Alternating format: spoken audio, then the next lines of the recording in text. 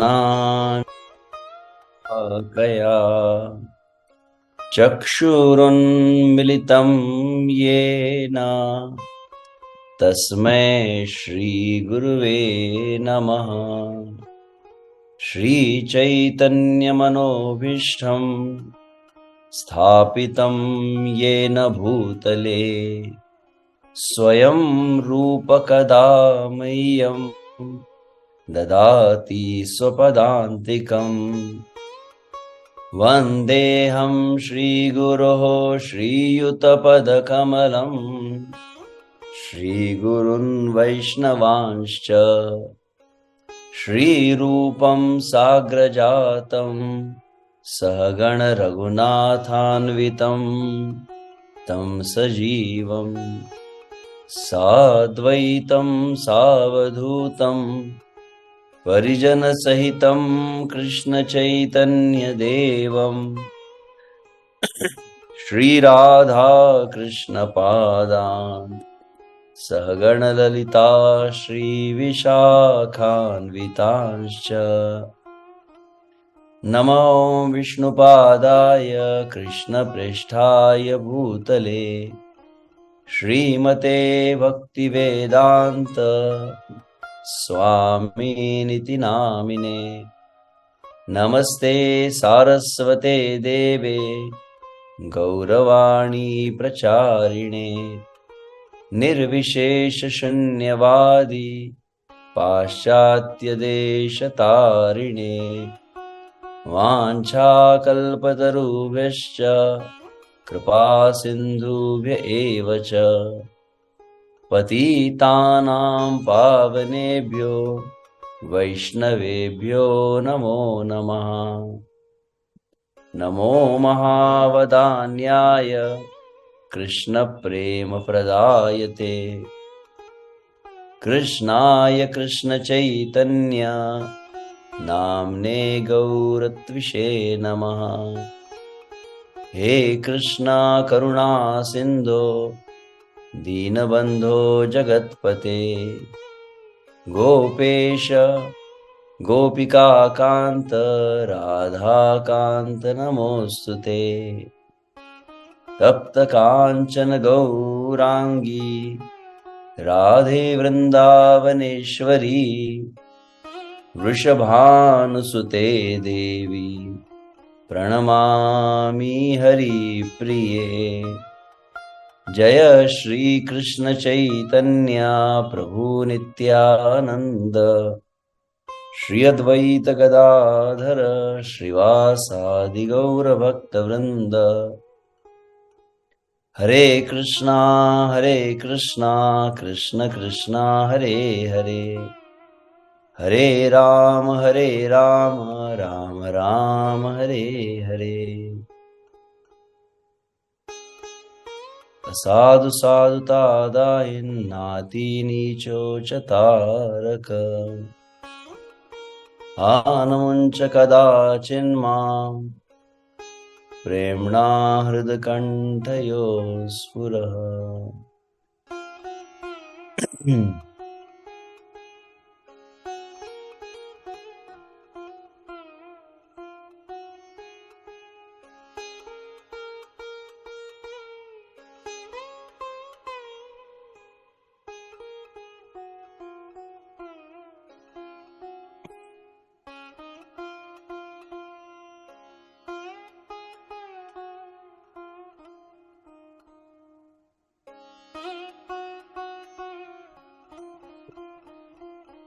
हरे कृष्णा।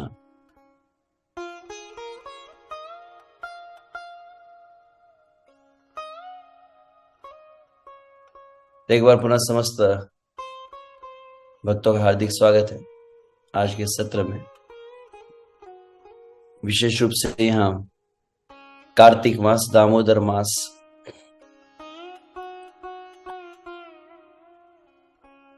में पिछले सप्ताह लगभग 3 दिवसीय श्रीमान लाल गोविंद प्रभु के मुख से कार्तिक महात्म्य की चर्चा हुई है और उसी कारणवश पिछले सप्ताह हम क्लास नहीं लिए थे कि ऑलरेडी उसी समय सत्र चल रहा था। कि कुछ वक्तों ने शायद मैसेज किए थे कि क्लास क्यों नहीं हुआ, तो उसका कारण हम बता रहे। तो पिछले लगभग कुछ सत्रों में हमने सर्वप्रथम वैष्णव प्रशिक्षण, आध्यात्मिक जीवन प्रशिक्षण का महत्व और प्रशिक्षण के अंतर्गत मूल कौन कौन से विषय वस्तु उसकी चर्चा हुई, और तत्पश्चात उस आध्यात्मिक जो अभ्यास है, साधना है, उसके अंतर्गत ब्रह्म मुहूर्त के विषय में चर्चा किए थे। तो उसका कुछ भाग शेष था, उस पर कुछ प्रश्न उत्तर थे, तो मैंने विचार किया आज उसी को लेंगे। फिर तत्पश्चात दो प्रमुख जो विषय है जो आगे हम करने वाले हैं।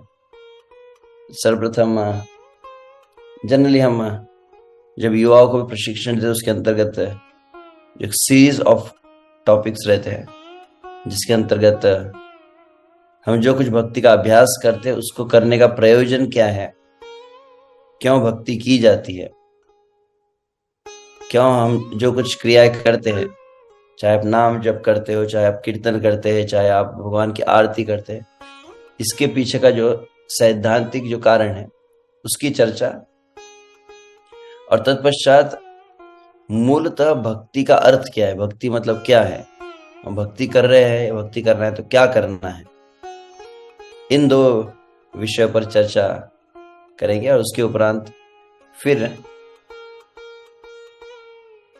एक जो प्रमुख वर्कशॉप रहता है जिसको SRCGD हम कहते हैं, वैष्णव ट्रेनिंग वर्कशॉप का सबसे पहला जो भाग होता है कि प्रमुख जो मनोभाव आवश्यक है, कौन कौन से गुण आवश्यक है वैष्णव के अंतर्गत, वैष्णव के जीवन में, उनका आध्यात्मिक जीवन की प्रगति के लिए, तो इन विषयों को हम चर्चा करेंगे। तो सर्वप्रथम जस्ट ओह अच्छा,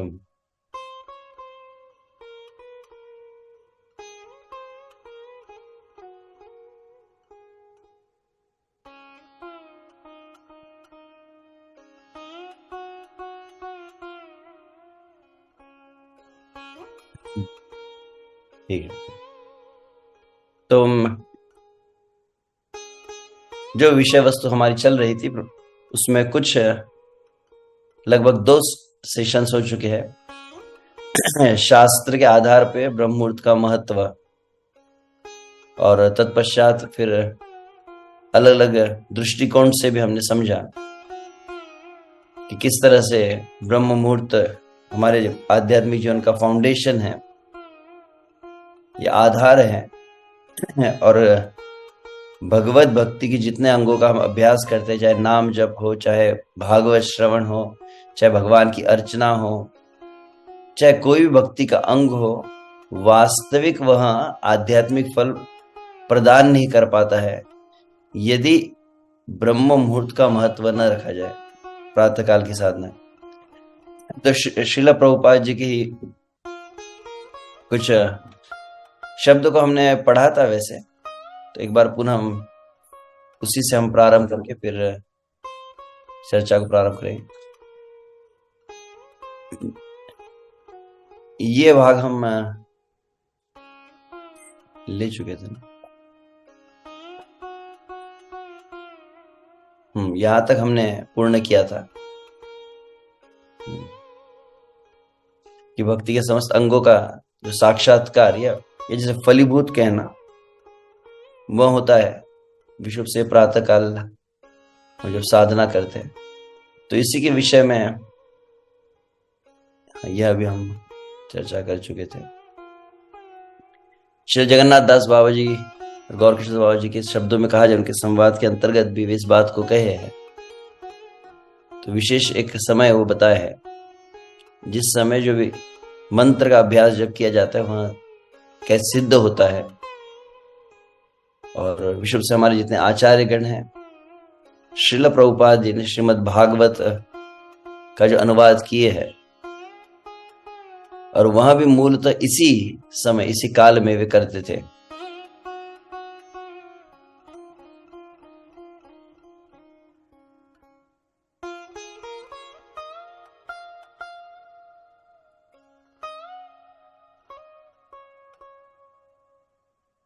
अब इसके अंतर्गत कुछ हाँ, ये एक शब्द मैंने सबसे प्रथम जो लिखा है, रात्रिचर्या जो कहा गया है, कि इसको हम ठीक बाद में ले लेते हैं। पहले प्रभुपाद जी कुछ वाक्य जो है, श्रील प्रभुपाद जी के शिष्य अभिराम ठाकुर जिनका नाम था, जो गृहस्थ भक्त है, और गृहस्थ भक्त को श्रील प्रभुपाद जी ने जो पत्र लिखा है, अधिकांशतः कई मंदिरों में, आश्रम में बहुत बड़े से बैनर में भी इस पत्र को प्रिंट करके लगाया जाता है। ये बहुत ही महत्वपूर्ण है। इसके अंतर्गत प्रभुपाद जी कह रहे हैं, प्रत्येक भक्त को सुबह जल्दी, मतलब प्रातः काल जल्दी उठना चाहिए।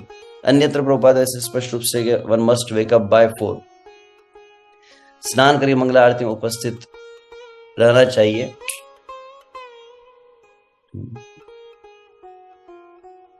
और कम से कम 16 माला का बहुत अच्छी गुणवत्ता का जप, श्रीमद् भागवत कक्षा जहाँ लेकर कक्षा उपस्थित रहना चाहिए, और 4 नियमों का कड़ाई से पालन करना चाहिए। और उसके पश्चात प्रभुपाद कहते हैं, यदि इन कार्यों में तनिक भी आलस बढ़ जाता है, ऐसे अंग्रेजी में से अनुवाद किए थे प्रभुपाद, तो वहां पर कहा, one must wake up by 4, one must attend Mangala Aarti, one must chant 16 good rounds, वहां पर कहे। और यहाँ पर फिर लिखा, इन कार्यों में तनिक भी आलस बढ़ता जाता है। अंग्रेजी में लिखा गया, if there is anything lax, LAX, LACK नहीं, LACK मतलब अभाव होता है, LAX लैक्स, लैक्स का मतलब है लापरवाही।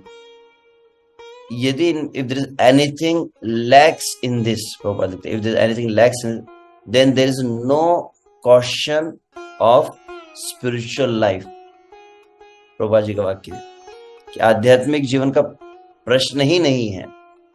ऐसा नहीं कि यह प्रातःकाल साधना के पश्चात को आध्यात्मिक जीवन में पूर्ण हुआ है।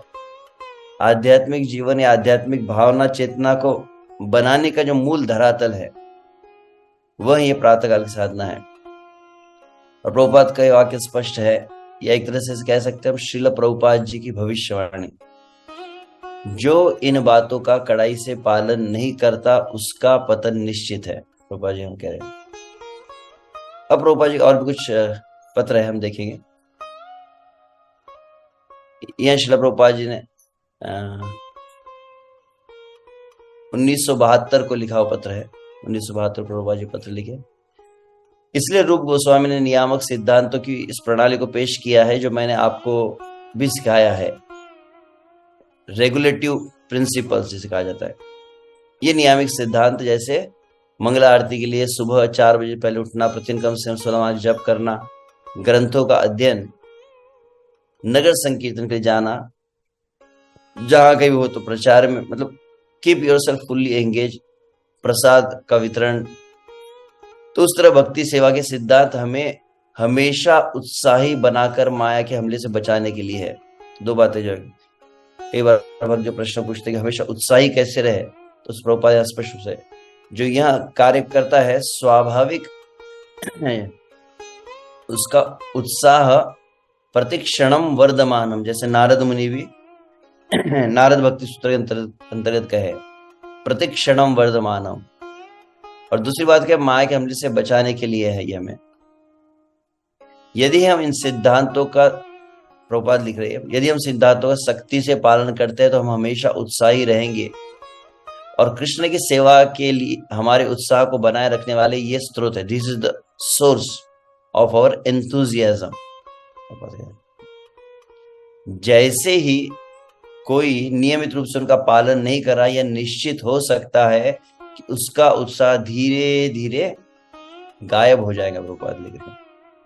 इसलिए मेरा आपसे अनुरोध है कि किसी भी परिस्थिति में आप स्वयं इन सिद्धांतों पर अड़िग रहे और सुनिश्चित करें कि आपके अनुगत्य में सभी भक्त भी उनका सख्ती से पालन करें। 31 दिसंबर 1972 को श्रील प्रभुपाद जी पत्र लिखे थे। 15 दिसंबर 1974 में और एक श्रील प्रभुपाद का पत्र है।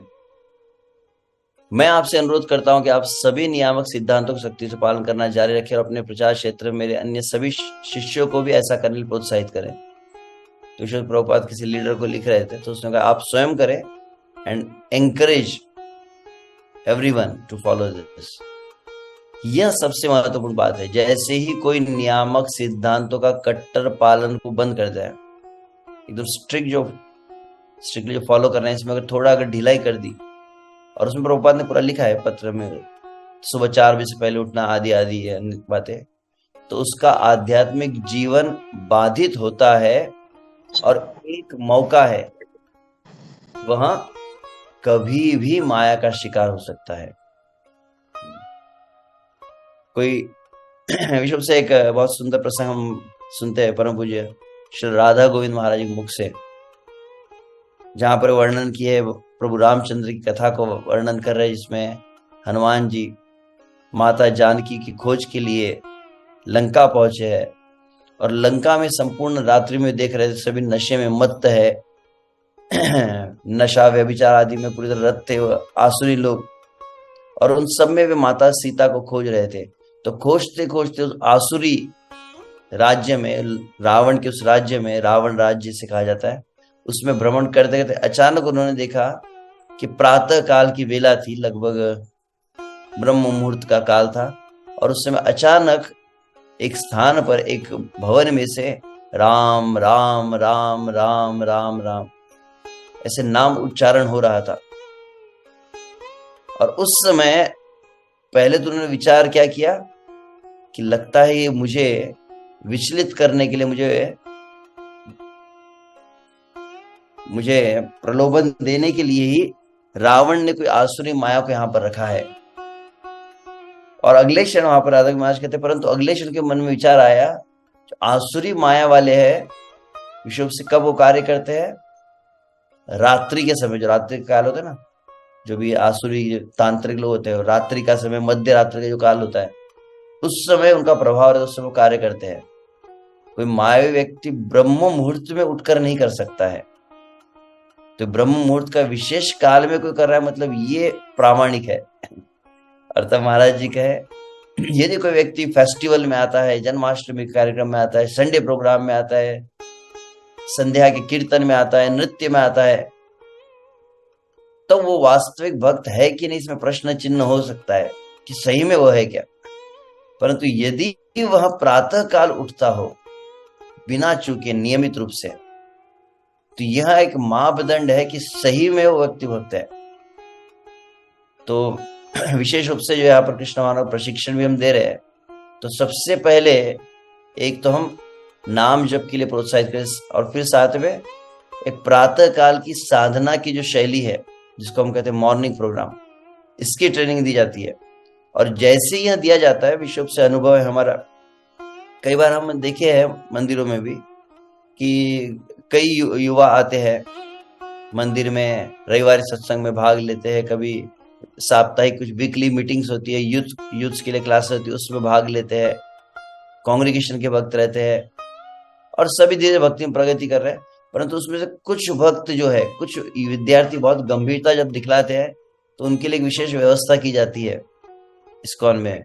वह जैसे इसको कहते हैं बेस या वॉइस या चॉइस, अलग अलग नाम दिए जाते हैं, जहाँ पर अलग से फ्लैट लिया जाता है, जहाँ पर वो कुछ विद्यार्थी जो गंभीर है आध्यात्मिक जीवन प्रगति करने के लिए, उनको एकत्रित किया जाता है, और वे वहां पर रहना प्रारंभ करते हैं।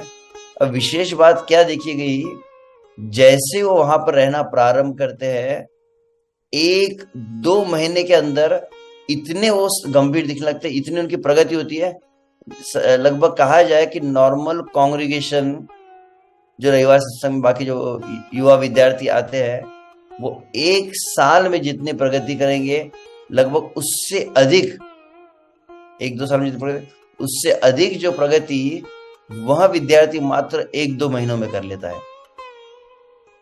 तो तुरंत ऐसी प्रोग्रेस होने लगती है।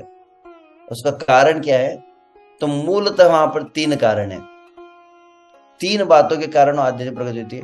और ये 3 सिद्धांत यदि समझ लिए जाए, जो भक्त प्रचार करते हैं अपने आध्यात्मिक जीवन प्रगति के लिए भी, और साथ ही में हम जिनको मार्गदर्शन दे रहे हैं, कैसे पता चले कि जल्दी उनको भक्ति प्रगति करवा सकते हैं। तो ये 3 चीज को केवल अगर फोकस किया जाए, तो बहुत जल्दी उनकी प्रगति हो सकती है। कौन सी 3 बातें हैं? तो पहला यही है कि जिस तरह से, तो वहां पर विद्यार्थियों को एकत्र रखा जाता है, इसमें सबसे पहले क्या होता है? They have regular every day without fail Prabhupada books reading and classes. प्रतिदिन कुछ ना कुछ सबको एक साथ बैठाते, कॉमन बुक रीडिंग जैसे कहा जाता है। जिसको भी आप प्रचार कर रहे हैं, पहली चीज उनको प्रभुपाद के ग्रंथ पढ़ने में प्रोत्साहित कीजिए, उनके साथ बैठकर पढ़िए, और कुछ न कुछ नियमित रूप से चर्चा होनी चाहिए। भले ही 15 मिनट हो, भले ही आधा घंटा क्यों हो, जो भी आपका ग्रुप, उनको 2 कार्य करने, उनको प्रभुपाद के ग्रंथ पढ़ाने हैं और कुछ ना कुछ आध्यात्मिक चर्चा हो उनके साथ रेगुलर। यह एक सबसे प्रमुख कार्य जिसको कहा जाता है नित्यम भागवत सेवया भक्तिर्भवति नैष्ठिकी। वो तुरंत भक्ति में स्थित हो जाता है, निष्ठा को प्राप्त करता है, स्टेडीनेस आता है। कैसे? तो प्रतिदिन वो कुछ पढ़े और प्रतिदिन सुने। अब इसी को चैतन्य चरितामृत के शब्दों में कहा जाए तो सिद्धांत बोलिया चित्ते ना कर आलस, इहा हैते कृष्ण लागे सुदृढ़ मानस। तो क्या कहा? सिद्धांत तो बोलिया। श्री कृष्णदास कविराज गोस्वामी कह रहे भक्तों से, सिद्धांत की चर्चा जब होती है, कीर्तन होता है, डांस होता है, सब लोग आते हैं और बोले कि लेक्चर के लिए आना है, तो बोले प्रभु जी लेक्चर नहीं हो पाता है। तो ऐसे जो लोग होते हैं उनकी भक्ति कैसे? तो कोमला भक्ति होती है, भावुक भक्ति होती है, उनका स्ट्रॉन्ग पक्का फाउंडेशन होता है। तो इसलिए कविराज गोस्वामी शब्द क्या गए? सिद्धांत तो बोलिया चित्ते ना कर आलस, चित्त में आलस न हो, और सिद्धांत को अच्छी तरह सुनेंगे, बार बार चर्चा होंगी, तो क्या परिणाम होगा? इहा हैते कृष्ण लागे सुदृढ़ मानस। मन एकदम दृढ़ता पूर्वक श्री कृष्ण में, कृष्ण के नाम में, कृष्ण के चिंतन में लगने लगता है।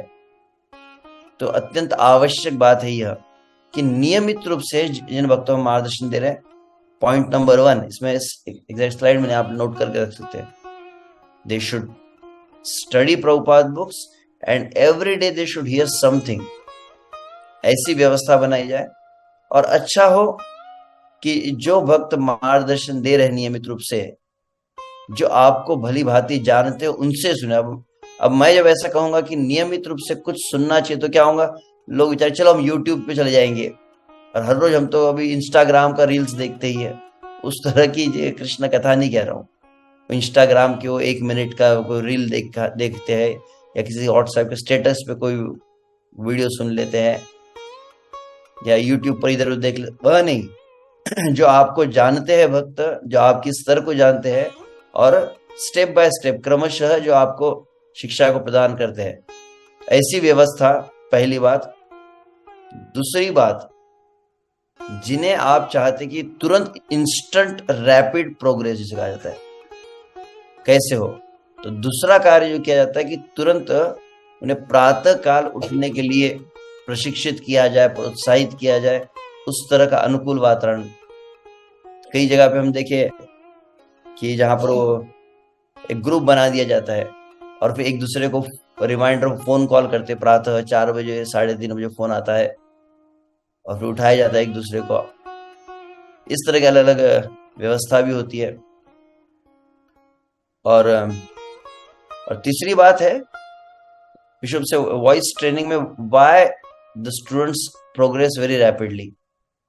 तो पहली चीज कि उनके प्रतिदिन उनको कुछ पढ़ाया जाता है, सिखाया जाता है। दूसरी बात, उन्हें प्रातः काल का प्रशिक्षण दिया जाता है। एक तरह से वो एक डिसिप्लिन्ड लाइफ उनके लिए दी जाती है, उठना ही है, इतने बजे सोना, इतने बजे उठना है। और तीसरा जो कार्य है कि पवित्र अन्न को ही एक में लिया जाए। कोई कांग्रेगेशन है जो आते हैं मंदिर में आके सत्संग में भाग लेते, परंतु आप देखेंगे उनकी अभी तक मूछें है, वो बढ़ नहीं रहे आगे।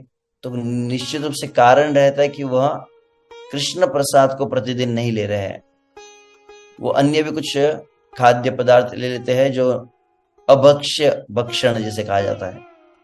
तो इसीलिए वो कितना भी प्रगति, तो भक्ति का आधार है ब्रह्म मुहूर्त और भक्ति का प्राण है अन्न। तो इसको अलग से कभी चर्चा करेंगे, ये प्रसाद के विषय में, प्रसाद की जो महत्व है ये अलग विषय है। परंतु 3 सिर्फ कार्य करे, आप देखेंगे तुरंत वो भक्त बहुत प्रगति करने लगते हैं। और यहाँ पर प्रभुपाद जो कह रहे कि जो इनको उनकी उपेक्षा करते हैं वो कभी भी माया का शिकार बन सकते हैं। उनकी भक्ति मतलब बहुत कमजोर होती है। जैसे कोई कमजोर इमारत हो तो हवा के मतलब बहुत जोर से हवा का अगर झोंका है तो गिर जाती है, वैसे ही थोड़ा सा कुछ प्रतिकूलता है तो ये लोग आना छोड़ देते हैं, इनकी माला छूट जाती है, इनकी श्रद्धा विचलित होने लगती है। आगे अब 5 फरवरी 1972 का प्रभुपाद जी का पत्र है। बस अगर हमारे नियमित काम का स्तर बहुत ऊंचा रखा जाए कि हाईएस्ट स्टैंडर्ड, जब बहुत अच्छे से अच्छा हो, जो भगवान का कथा सुन रहे हैं बहुत अच्छे से ध्यान पूर्वक सजग होके सचेत हो गए, ऐसे नहीं कि ऐसे जब कर रहे हो फिर सो रहे, ऐसे नहीं। यू हैव टू बी, जिस तरह से प्रातः काल का समय कैसा है, it's like you are in front of the enemies. मान लीजिए कोई सिपाही है, बॉर्डर पर है और वो शत्रु के साथ युद्ध कर रहा है, तो उस समय कैसा अलर्ट रहना, एकदम बंदूक हाथ में रहती है, गोलियां चल रही है और चारों तरफ से आक्रमण हो रहा है, तो बहुत सजग रहना पड़ता है, आंखें खुली होनी चाहिए, कहीं से कुछ हो सकता है, हमला हो सकता है। उस तरह से माया से लड़ने का जो सबसे प्रमुख काल है वह यह है। तो उस समय बहुत हमारी बंदूक है यह माला, जिससे हम जब कर रहे तो बहुत अधिक सजग होना चाहिए, बहुत एनर्जेटिक होना चाहिए, एकदम ऐसा बहुत ही ड्राई और इस तरह से नहीं होना चाहिए वह। तो अगर हम हमारे नियमित काम का कार्यक्रम का स्तर बहुत ऊंचा रखते हैं, यानी अगर हम अपने दैनिक कार्य में जल्दी उठना, 16 माला जप करना आदि आदि आदि जो लिखा है, और इनको कभी भी उपेक्षा नहीं की जाती, कभी भी। जैसे मैं इसको कई बार कह भी चुका हूं इसके पूर्व की, प्रभुपाद ने कहा कि when you can miss Mangala Aarti when you are dead. और देखा है कई बार कुछ वक्त तो ऐसे देखे कि वो अगर बहुत अधिक रुग्ण अवस्था में भी है, स्नान भी नहीं कर पा रहे, तो केवल कंबल ओढ़ लेंगे ठंड के समय में और वैसे वो पीछे खड़े हो जाएंगे, भले बिना स्नान के क्यों ना हो, परंतु उठकर उस समय करना ही है, नाम जप करना ही, उस समय मंगला दर्शन करना ही, ये आवश्यक है। कभी भी उपेक्षा नहीं की जाती। तो हम जो भी करते हैं, वॉट एवर यू डू, उसमें हमारी सफलता गारंटी है। There will be success in everything you do. ये साधारण नहीं है। लेकिन अगर हमारे नियमित कृष्ण भावना अमृत कार्यक्रम को धीमा होने दिया जाता है तो हम जो कुछ भी प्रयास करते वह विफल हो जाएंगे। अगर इसमें थोड़ी भी ढिलाई रहे देन एवरीथिंग विल फेल। यही सफलता का सरल सूत्र है। श्रील प्रभुपाद 10 जनवरी 1972 को पुनः एक पत्र है। एक बात आपको ध्यान रखनी चाहिए कि हमारे नियमित कार्यक्रम पुनः इसमें छोटी सी, ये लग 5वीं लाइन जो हम देख रहे हैं, छोटी सी छोटे उपेक्षा, इवन स्लाइट नेग्लिजेंस जिसे कहते हैं, किंचित मात्र उपेक्षा हो या सावधानी हमारे अन्य सभी कार्यक्रम को विफल कर देंगी। जितनी योजनाएं आप बना रहे, सेवाओं के विषय में हो, अपने दैनंदिन जीवन की, सब फेल हो जाता है। अनुभव कई बार भक्त जो नियमित साधना करे देखते कि साधना करे तो आपके सब कार्य बिल्कुल एकदम एक के बाद एक सही होने लगते हैं, और यदि साधना न हो तो सब कुछ बिगड़ने लगता है। ये चीज आध्यात्मिक जीवन की रीढ़ है, बैकबोन ऑफ स्पिरिचुअल लाइफ इसे कहा गया। अतः स्वाभाविक यदि नियमित रूप से 16 माला जप करने, प्रतिदिन आरती और कीर्तन करने ऐसी बातों का निष्ठा पालन किया जाए तो लोग आकर्षित होंगे। That's another thing. कई बार मैं इसके पहले कह चुका हूँ, शायद पता नहीं यहाँ पर कहा था कहीं और कहा था। कई बार कुछ भक्त बोलते, प्रभु जी आप प्रवचन देने के लिए आइए, हमारे स्थान पर, हमारे केंद्र में आइए। तो प्रश्न पूछा जाता है, बोले कि हाँ क्योंकि ब्रह्मचारी लोग बोलते तो थोड़ा ज्यादा प्रभाव होता है, हम तो गृहस्थ लोग हैं, ऐसा कभी मन में धारणा होती है। तो ऐसी विशेषता क्या होती है कि ब्रह्मचारी अगर कोई कहे तो अधिक प्रभाव होता है, गृहस्थ कहे तो उसका मूल कारण यही है कि इस प्रकार की एक जीवन शैली में ढाल दिया जाता है उन्हें, एक अनुशासनात्मक जीवन के अंतर्गत, कि उन्हें वो करना ही है। और जो नियमित साधना करने लगते हैं, नियमित एक ही स्थान पर बैठकर नाम जप करते, ये जब नियमित करने लगे तो परिणाम होता है कि जैसे प्रभुपाद ने श्याम सुंदर प्रभु को कहा था, श्रील प्रभुपाद जी राधा दामोदर मंदिर में थे, 1971-72 की बात है। प्रातः काल का लगभग 5-5:30 बजे का समय, और प्रभुपाद ने देखा कि भक्त कोई दिखाई नहीं दे। तुरंत प्रभुपाद ने संदेशा भेजा कि कहाँ गए। तो रात्रि किसी कार्यक्रम की देरी हुई थी, तो श्याम सुंदर प्रभु को देर हुई तो तुरंत उठे और उठकर दौड़ पड़े जब प्रभुपाद जी ने बुलाया। तो प्रभुपाद ने कहा कि 5 बज चुके, कैसे सो सकते भक्त। तब प्रभुपाद ने कहा one must wake up by 4, 4 तक उठना ही है। और तब श्रील प्रभुपाद इस बात को कहते कि जब कोई व्यक्ति ब्रह्म मुहूर्त का जो काल है उसमें नियमित साधना करने लगेगा, और ऐसा नियमित जब करने लगता है बिना चूके, 1 दिन 2 दिन 1 महीने 2 महीने 6 महीने 1 साल 2 साल 3 साल 10 साल 12 साल, तो 12 साल वैसे एक इसको सिद्धि काल भी कहते हैं। 12 साल यदि अखंडित रूप से कोई साधना करे बिना चूके प्रतिदिन नियम से, तो क्या होता है, तो कहते हैं वाक सिद्धि कहा जाता है। वहां पर उसकी वाणी में एक प्रभाव आने लगता है। जैसे वो कहते हैं लोग जल्दी कन्विंस होने लगते हैं, तो लोग आकर्षित होते हैं, और हमारे उपदेश मतलब प्रचार का, there will be effect in our preaching. 3 बातें प्रभुपाद ने कही, यदि इन बातों को निष्ठा में पालेंगे, पहली चीज लोग आकर्षित होंगे, दूसरा प्रचार में प्रभाव होगा, और तीसरा कहा मंदिर के मामलों का प्रबंधन, the management will become easy. अन्यत्र प्रभुपाद जी का एक पत्र है, प्रभुपाद ने अध्यक्ष को लिखा कि कैसे पता चले कि मंदिर का व्यवस्थापन ठीक है। तो बोले what is the success of management, जब उस मंदिर के परिवेश में, मंदिर के क्षेत्र में जितने लोग रहते हैं सभी प्रातःकाल उठकर सभी नियमित रूप से 16 माला जप करते हैं क्या, यह that is success of management Prabhupada कहते हैं।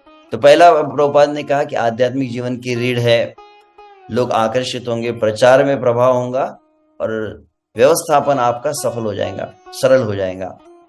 अब आगे प्रभुपाद कह रहे हैं हमारे नियमित कार्य जैसे जल्दी उठना है, नाम जप करना है, प्रचार करना है, सफाई, खाना पकाना, प्रसाद, आरती करना, पुस्तक, ये दिस आर द एक्टिविटीज, ये हमारे समाज, this is the backbone of our organisation.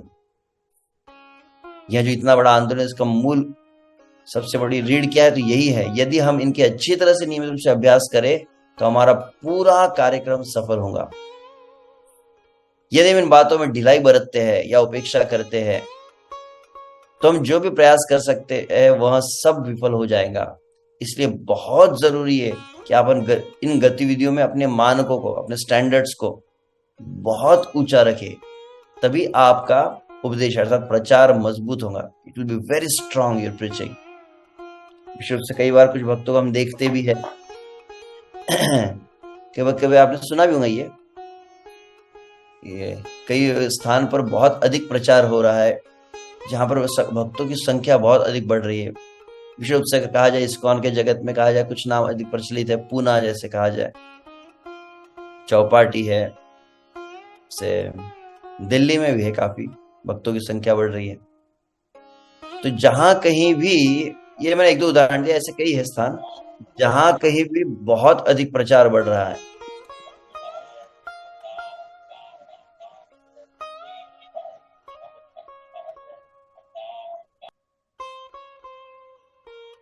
भक्त से अनुरोध अपना म्यूट ही रखे, किसी के पीछे महामंत्र चल रहा था। ठीक है, तो मैं ये कह रहा था कि जहां पर भी बहुत अच्छा प्रचार हो रहा है, जहां भक्तों की संख्या बढ़ रही है, एक बात देखना, वहां का मॉर्निंग प्रोग्राम बहुत ज्यादा स्ट्रांग रहता है, पहली बात। और वहां उस स्थान में आप कुछ भक्तों को देखेंगे जो जिनका प्रचार बढ़ते जाता है, और दिन प्रतिदिन उनकी भक्ति में प्रगति भी आप देख रहे हैं बहुत बढ़ रही है। तो ये वही लोग हैं जिन्होंने किसी भी अवस्था में अपने प्रातः काल के अभ्यास को कभी कॉम्प्रोमाइज नहीं किया।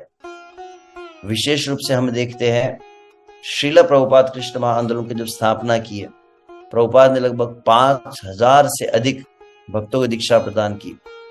हजारों प्रभुपाद जी के शिष्य थे, परंतु देखा जाए तो कई प्रभुपाद जी के शिष्य तो अब शरीर त्याग भी चुके हैं, परंतु कई भक्त उसके बाद जब प्रभुपाद जी चले गए तो कई भक्त छोड़कर चले गए। पूरे आजीवन वो भक्ति में टिक नहीं पाए, आजीवन वह श्रील प्रभुपाद जी आंदोलन में सेवा नहीं कर पाए। और कारण क्या था? तो कारण यही था, कहीं न कहीं उनकी प्रातः काल की साधना में कुछ न कुछ उपेक्षा, निग्लेजेंस सा कुछ न कुछ कारण रहता था। पेट दर्द हो रहा है, सिर दर्द हो रहा है, या फिर ये है वो है। We are always trying to make some excuse, Prabhu ji हमारी ये जरूरी सेवा ये, और इस कारण से इसको उपेक्षा। और जो उपेक्षा करते हैं वो हमारा अनुभव भी व्यवहारिक हमने देखा लगभग 25 साल में, पता चल जाता है ज्यादा दिन टिकने नहीं वाले ये समझ में आने लगता है। तो जिनका मैं विश्व से मुझे स्मरण हुआ, अभी मैंने शायद इसको मैं कह भी चुका हूँ, परम पूज्य श्री लोकनाथ साहब हमारे साथ हम जब साथ में रहे तो महाराज जी कुछ दिन पहले एक मीटिंग में कह रहे थे कि लगभग मेरे जीवन के लगभग 52 से अधिक वर्ष, 53 वर्ष कह सकते, 53 वर्ष कृष्ण आंदोलन में हुए। प्रभुपाद जी का आश्रय लेकर लगभग 51 वर्ष हो चुके हैं, परंतु विशेष अनुभव क्या रहा महाराज जी कहते हैं। वैसे आज कल है ऐसे तो बहुलाष्टमी, परम पूज्य श्री लोकनाथ साहब महाराज का दीक्षा 51 वर्ष, पिछले वर्ष हमने 50 वर्ष मनाई, इस वर्ष 51 वर्ष पूर्ण हो रहे। तो महाराज ने ये वाक्य जरूर कहा कि मेरा एक अनुभव रहा इतने सालों में, 51 साल में कई स्थान बदलते गए, मुंबई, दिल्ली, पदयात्रा, संपूर्ण विश्व भ्रमण करता रहा, परंतु एक चीज जो हुई है वह यह थी कि मैंने कभी भी अपना सुबह का नाम जप मिस नहीं किया। I never missed my morning chanting, महाराज कहते हैं। और उसमें प्रभुपाद महाराज बहुत सुंदर कहे कि मैंने ये भी ध्यान रखा इतने सालों में कि मेरा प्रतिदिन जो 16 माला है वो सुबह ही हो।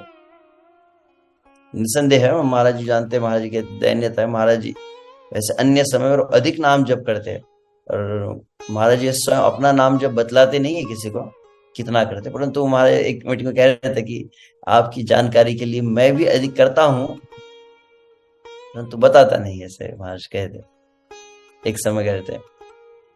तो ये बात को हम चर्चा कर रहे थे बीच में, जब एक हुआ था कि प्रभुपाद जी के शिष्यों में जो प्रभुपाद के शिष्य बहुत अच्छी साधना में रहे, बहुत अच्छी तरह से जिन्होंने भगवान के नाम का और श्रीमद् भागवत का, गीता का आश्रय जिन्होंने सुदृढ़ रूप से लिया, वो बिना विचलित हुए आजीवन टिके रहे। और कुछ कुछ प्रभुपाद जी के ऐसे शिष्य जिन्होंने बहुत बड़े बड़े मंदिर बनाए, बहुत कलेक्शन किया, ऐसा कह सकते कि लगभग उन्होंने जो कार्य किया उसके कोई अनुकरण नहीं कर पाएगा। एक एक भक्त प्रभुपाद का एक एक देश में कृष्ण भगवान के प्रचार को प्रारंभ किया, अकल्पनीय था कैसे वह किए है उसको। तो किया बहुत ही बड़ा सेवा उन्होंने, परंतु उसमें कई जो है टिक नहीं पाए, किसी न किसी कारणवश वो भक्ति मार्ग से, इस्कॉन से, श्रील प्रभुपाद जी के आंदोलन से विलग हो गए। और उसका कारण था कि उन्होंने किया बहुत कुछ, परंतु इस बात की उपेक्षा कर दी। तो इसीलिए तो मैं जैसे कहता हूँ, कई प्रभुपाद के शिष्यों को हम देखते हैं, और उसके बाद भी प्रभुपाद के शिष्यों को देखा है। जैसे मान लीजिए कई उदाहरण है, राधे श्याम प्रभु पूना में है, ऐसे कई भक्त है। और मेरा लगभग पिछले 26 साल तक मैं तो देख रहा हूं उन्हें, और एक अनुभव देखा विश्व से जो अत्यंत प्रशंसनीय, वंदनीय है।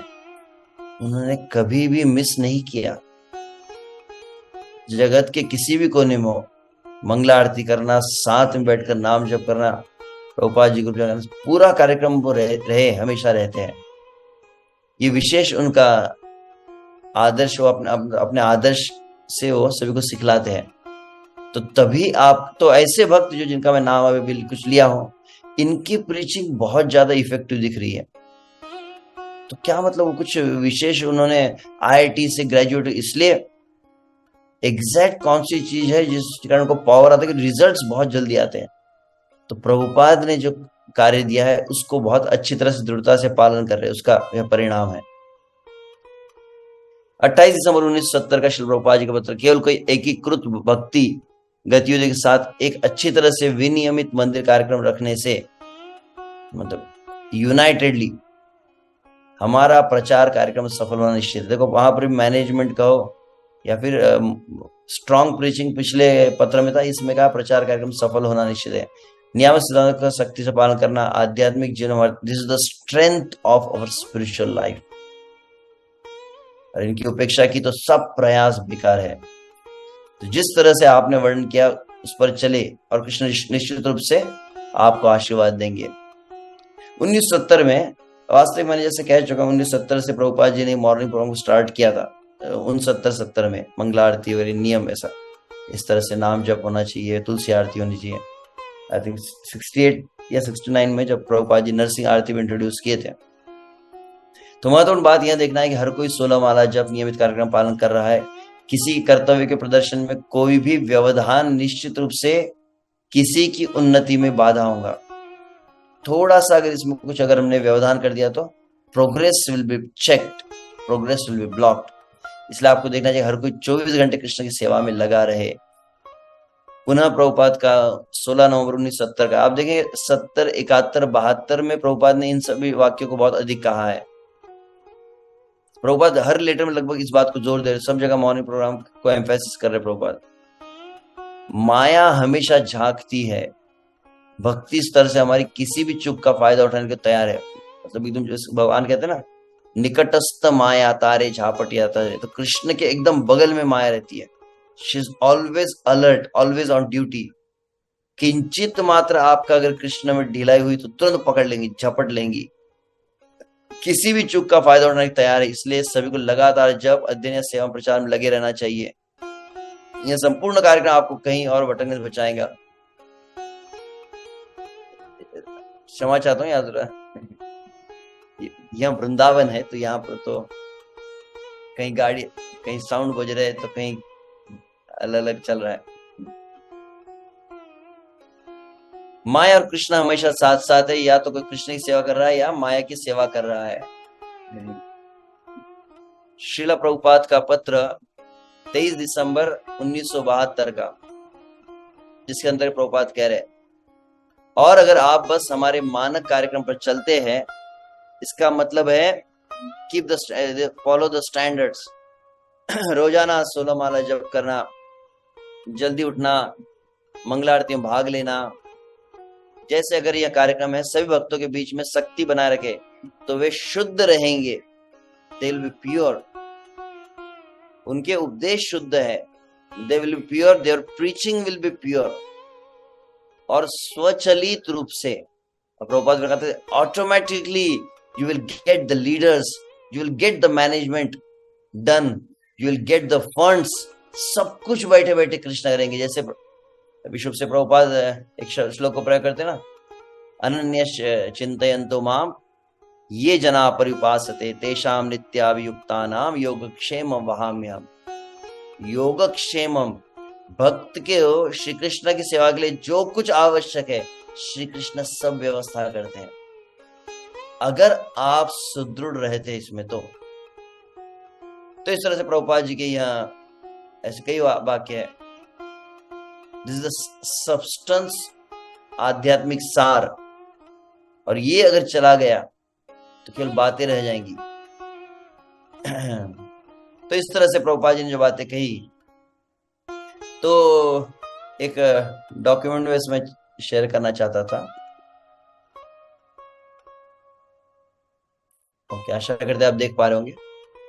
रात्रिचर्या, ये आयुर्वेद के अनुसार कुछ डॉक्यूमेंट तैयार किया गया।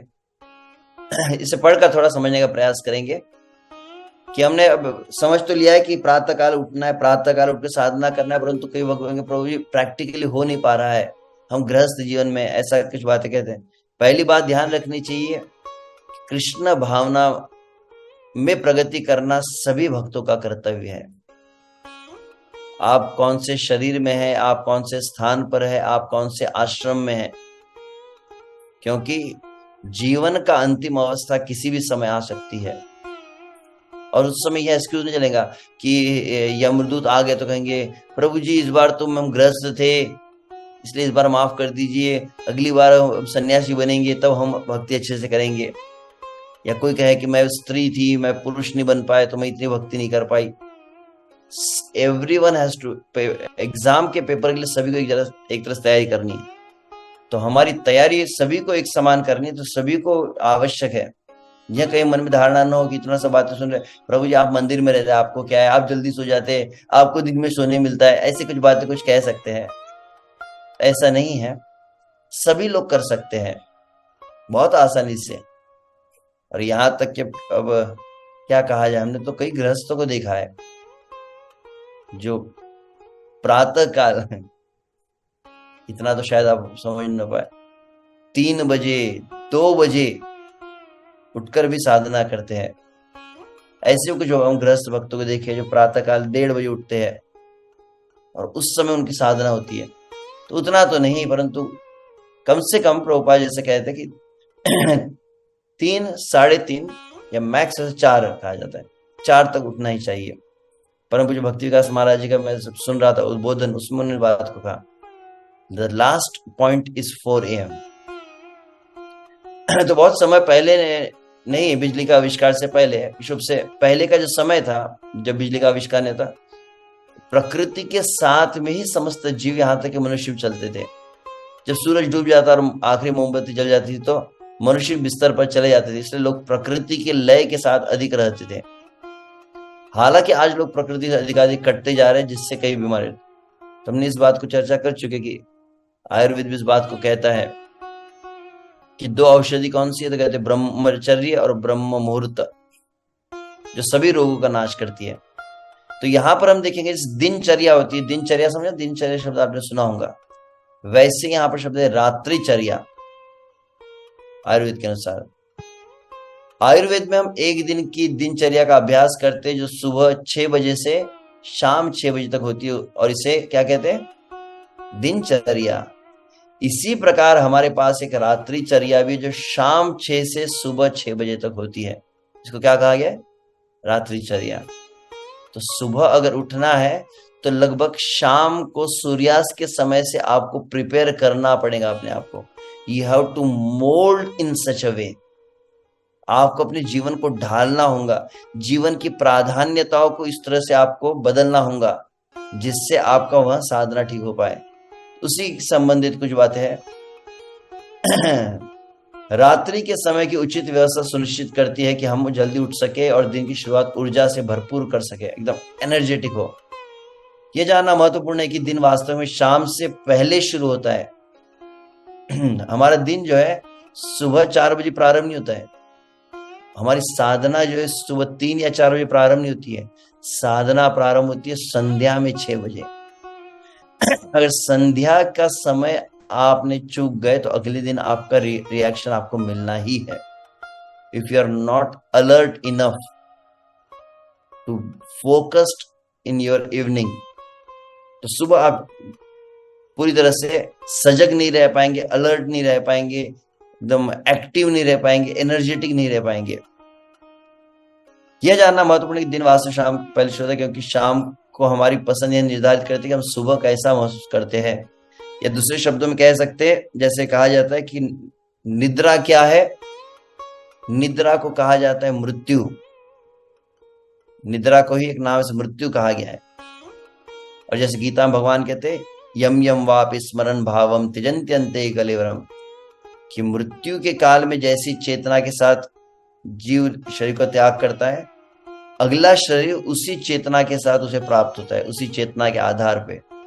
तो उसी प्रकार से यही सिद्धांत है कि रात्रि के समय की आपके आखिरी के 2 घंटे, आखिरी का 1, 2, 3 घंटे में जो भावना है, जैसा आपका शरीर जिस सतोगुण में, रजोगुण तमोगुण की प्रधानता थी, वह रिएक्शन अगले दिन प्रातःकाल मतलब जन्म, शयन मतलब मृत्यु, और प्रातःकाल का उठना मतलब जन्म के समान है।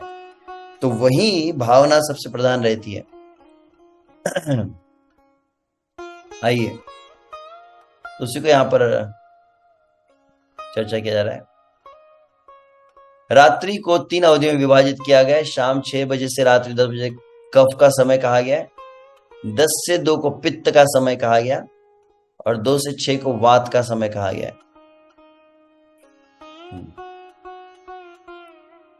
अर्थात शाम 6 बजे से रात 10 बजे तक कफ का समय है। तो कफ का समय तो क्या करना चाहिए? तो इस दौरान हमें निम्नलिखित दिनचर्या अपनानी चाहिए। तो पहला पॉइंट कहा गया है, नंबरिंग नहीं दिया, आप नंबर करके भी इसको नोट कर सकते हैं। सूर्यास्त से पहले शाम को एक स्नान होना चाहिए, तो संध्या स्नान जिसे कहा जाता है। ये शरीर को थोड़ा सतोगुण में भी लेकर आता है। पूरे दिन आप धूल मिट्टी वहां तो है ही, पूरे दिन असत संगति रहती, उसका भी प्रभाव है। अलग अलग निगेटिव वाइब्रेशंस है तो उसका प्रभाव हो, या फिर तमोगुण का प्रभाव भी रहता है, निम्न गुणों का प्रभाव, रजोगुण तमोगुण का। तो अपने आप को सतोगुण में स्थित करने के लिए पहला जो फर्स्ट स्टेप जो बोला क्या है? संध्या स्नान। भोजन करने के बाद या देर शाम को स्नान न करें ना। तो स्नान के लिए आप किसी प्राकृतिक पाउडर या साबुन का उपयोग कर सकते हैं। पॉइंट नंबर 2, संध्या काल मतलब सूर्योदय दोपहर सूर्यास्त में न खाए न सोए, संभोग न करे, लंबी दूरी तक न चले। संध्या काल में शुभ से हम कीर्तन करते हैं, कुछ कथा श्रवण होती है, नाम संकीर्तन होता है, तो इन बातों को ही अधिक प्रधानता देनी चाहिए। तो एकदम एग्जैक्टली उस समय खाना नहीं चाहिए, ऐसा शास्त्र बताता है। शाम 6 बजे से 8 के बीच में हल्का डिनर यहाँ पर कहा गया है। समझ आता हूँ, ये इंग्लिश डॉक्यूमेंट था, उसको मैंने गूगल ट्रांसलेट किया तो कुछ एग्जैक्ट वर्ड। तो हल्का डिनर मतलब हल्का जो रात्रि का जो भोजन है 6 बजे से 8 बजे के बीच में हो। आयुर्वेद के कुछ श्लोक भी इसमें दिए गए हैं। भोजनम प्रथमा प्रहरम अंतरे, तो आचार्य सुश्रुत दिन में 2 बार भोजन करने की सलाह देते हैं। तो प्रथम भोजन जो है लगभग 11 बजे और दूसरा जो है संध्या 6 कहा गया है। प्रथम तो एक भारतीय कहावत भी है, यहाँ पर कहा गया है कि एक योगी दिन में 1 बार खाता है, भोगी 2 बार खाता है और रोगी 3 बार खाता है। अगर प्रभुपाद के शब्दों में कहा जाए, प्रभुपाद का इंग्लिश लेक्चर है, प्रभुपाद क्या कहते हैं? विशुभ से जो खाता है वो फिर खाने के बाद क्या करते हैं? शौच आदि को जाते हैं ना, तो शौच को ही इवैक्यूएशन भी कहते हैं। तो प्रभुपाद कहते हैं one who evacuates for 1 time he is a yogi, one who evacuates for 2 times he is a bhogi, and one who evacuates for more than 2 times he is a rogi. दिन में क्या 1 बार शौच के लिए जाए पूरा उसका शरीर साफ हो जाता है, तो उसको योगी कहा गया है। जिसे 2-2 बार जाने की आवश्यकता पड़ती है तो कहते भोगी। और जो बार बार जाते रहता है, खाने के पहले जाता है, खाने के बाद जाता है, तो उसके लिए प्रभुपाद कहे रोगी। तो प्रथम बात हमने कही स्नान, दूसरा कहा है हल्का भोजन हो। शाम 6 बजे से रात्रि 10 बजे तक कफ हावी रहता है, इसलिए हमारा रात्रि भोजन कफ को संतुलित करने वाला होना चाहिए। किंचित ऊनम समश्रियत कहा गया है। रात के खाने में दिन का सबसे छोटा भोजन बनाए। दोपहर का जो भोजन होता है सबसे फुल मील रहता है। प्रातः काल में कोई वक्त फल लेते होंगे, कुछ सलाद लेते हैं, और दोपहर का जो भोजन है वो अच्छा स्ट्रांग होना चाहिए, और संध्या का सबसे हल्का होना चाहिए। ये अष्टांग संग्रह सूत्र स्थान आचार्य के अनुसार भोजन लघु हो और हित हो, 2 शब्द हैं। तो लघु मतलब पचाने में हल्का रहता है, और जो हितकारी हो, पौष्टिक हो। दुर्जरम वर्जयेत, पुनः वहीं पर इस बात को आ गया है। दुर्जरम वर्जयेत मतलब विशुद्ध से रात्रि में दही का सेवन न करें। ऑयली जो चीज है, मिठाइयाँ है, फिर पास्ता है, फिर नूडल्स है, जिसको जंक फूड शब्द आता है, तो मिठाई और जंक फूड है, पिज्जा है, या भारी भोजन है विशुद्ध से मैदा आदि का जो बना होता है, ठंडा है, चिल्ड है, कुछ कोल्ड ड्रिंक्स है, जमा हुआ भोजन है, ये सब रात्रि के समय नहीं करना चाहिए। That will damage your stomach. अधिकांशतः मैंने ये व्यवहारिक स्वयं भी अनुभव करके देखा। अधिकांश कई वक्त अनुभव करते हैं प्रभु जी सुबह के समय में नींद आती है, जब के समय हालांकि वहां तो एक अलग अनर्थ भी है ही, परंतु एक कारण यह भी रहता है कि जिनका रात्रि का भोजन बहुत लेट खाते हैं, बहुत ज्यादा खाते हैं, सही संतुलित आहार नहीं लेते, उनका डाइजेशन नहीं होता है, सुबह स्टमक क्लियर नहीं होता है। स्टमक क्लियर समझते हैं ना, पेट पूरा साफ नहीं होता है, और जिनको प्रातः काल शौच नहीं लगता है, प्रातः काल जप के पूर्व जो शौच नहीं जाते, गारंटी है कि उनको जप में उनकी आंख बंद होती है। व्यक्तिगत रूप से इस बात को हम भी अनुभव किए हैं, देखे हैं कि अधिकांश प्रयास यही रहता है कि स्नान के पूर्व शौच आदि क्रिया पूरी हो जाए और पूरा क्लीन हो जाए। और परिणाम ये रहता है कि भले ही मन भगवान में लगना, नाम जप में एकाग्र होना, वो अलग बात है, परंतु कभी निद्रा का प्रभाव नहीं रहता है। और देखा है अधिकांश विश्व से, कभी कभी ब्रह्मचार्य आश्रम में हम देखते हैं कुछ ऐसे भक्त रहते हैं जो सुबह के समय में शौच को नहीं जाते, वो फिर 8 बजे 9 बजे, क्योंकि हॉस्टल लाइफ से आया ना, हॉस्टल लाइफ से आने के कारण उनको 10-10 बजे उठने और जाने की आदत थी, तो एकदम 3-4 बजे बोले प्रेशर नहीं रहता है इस तरह से, क्योंकि वो लाइफ स्टाइल काफी डिस्टर्ब हुआ है जो भी हो। परंतु जो प्रातःकाल शौच नहीं जाते, पक्का गारंटी आप देखेंगे वो जब के समय आधा समय सोते ही रहते हैं। उनका सर भारी रहता है, आलस शरीर में रहता है। क्यों?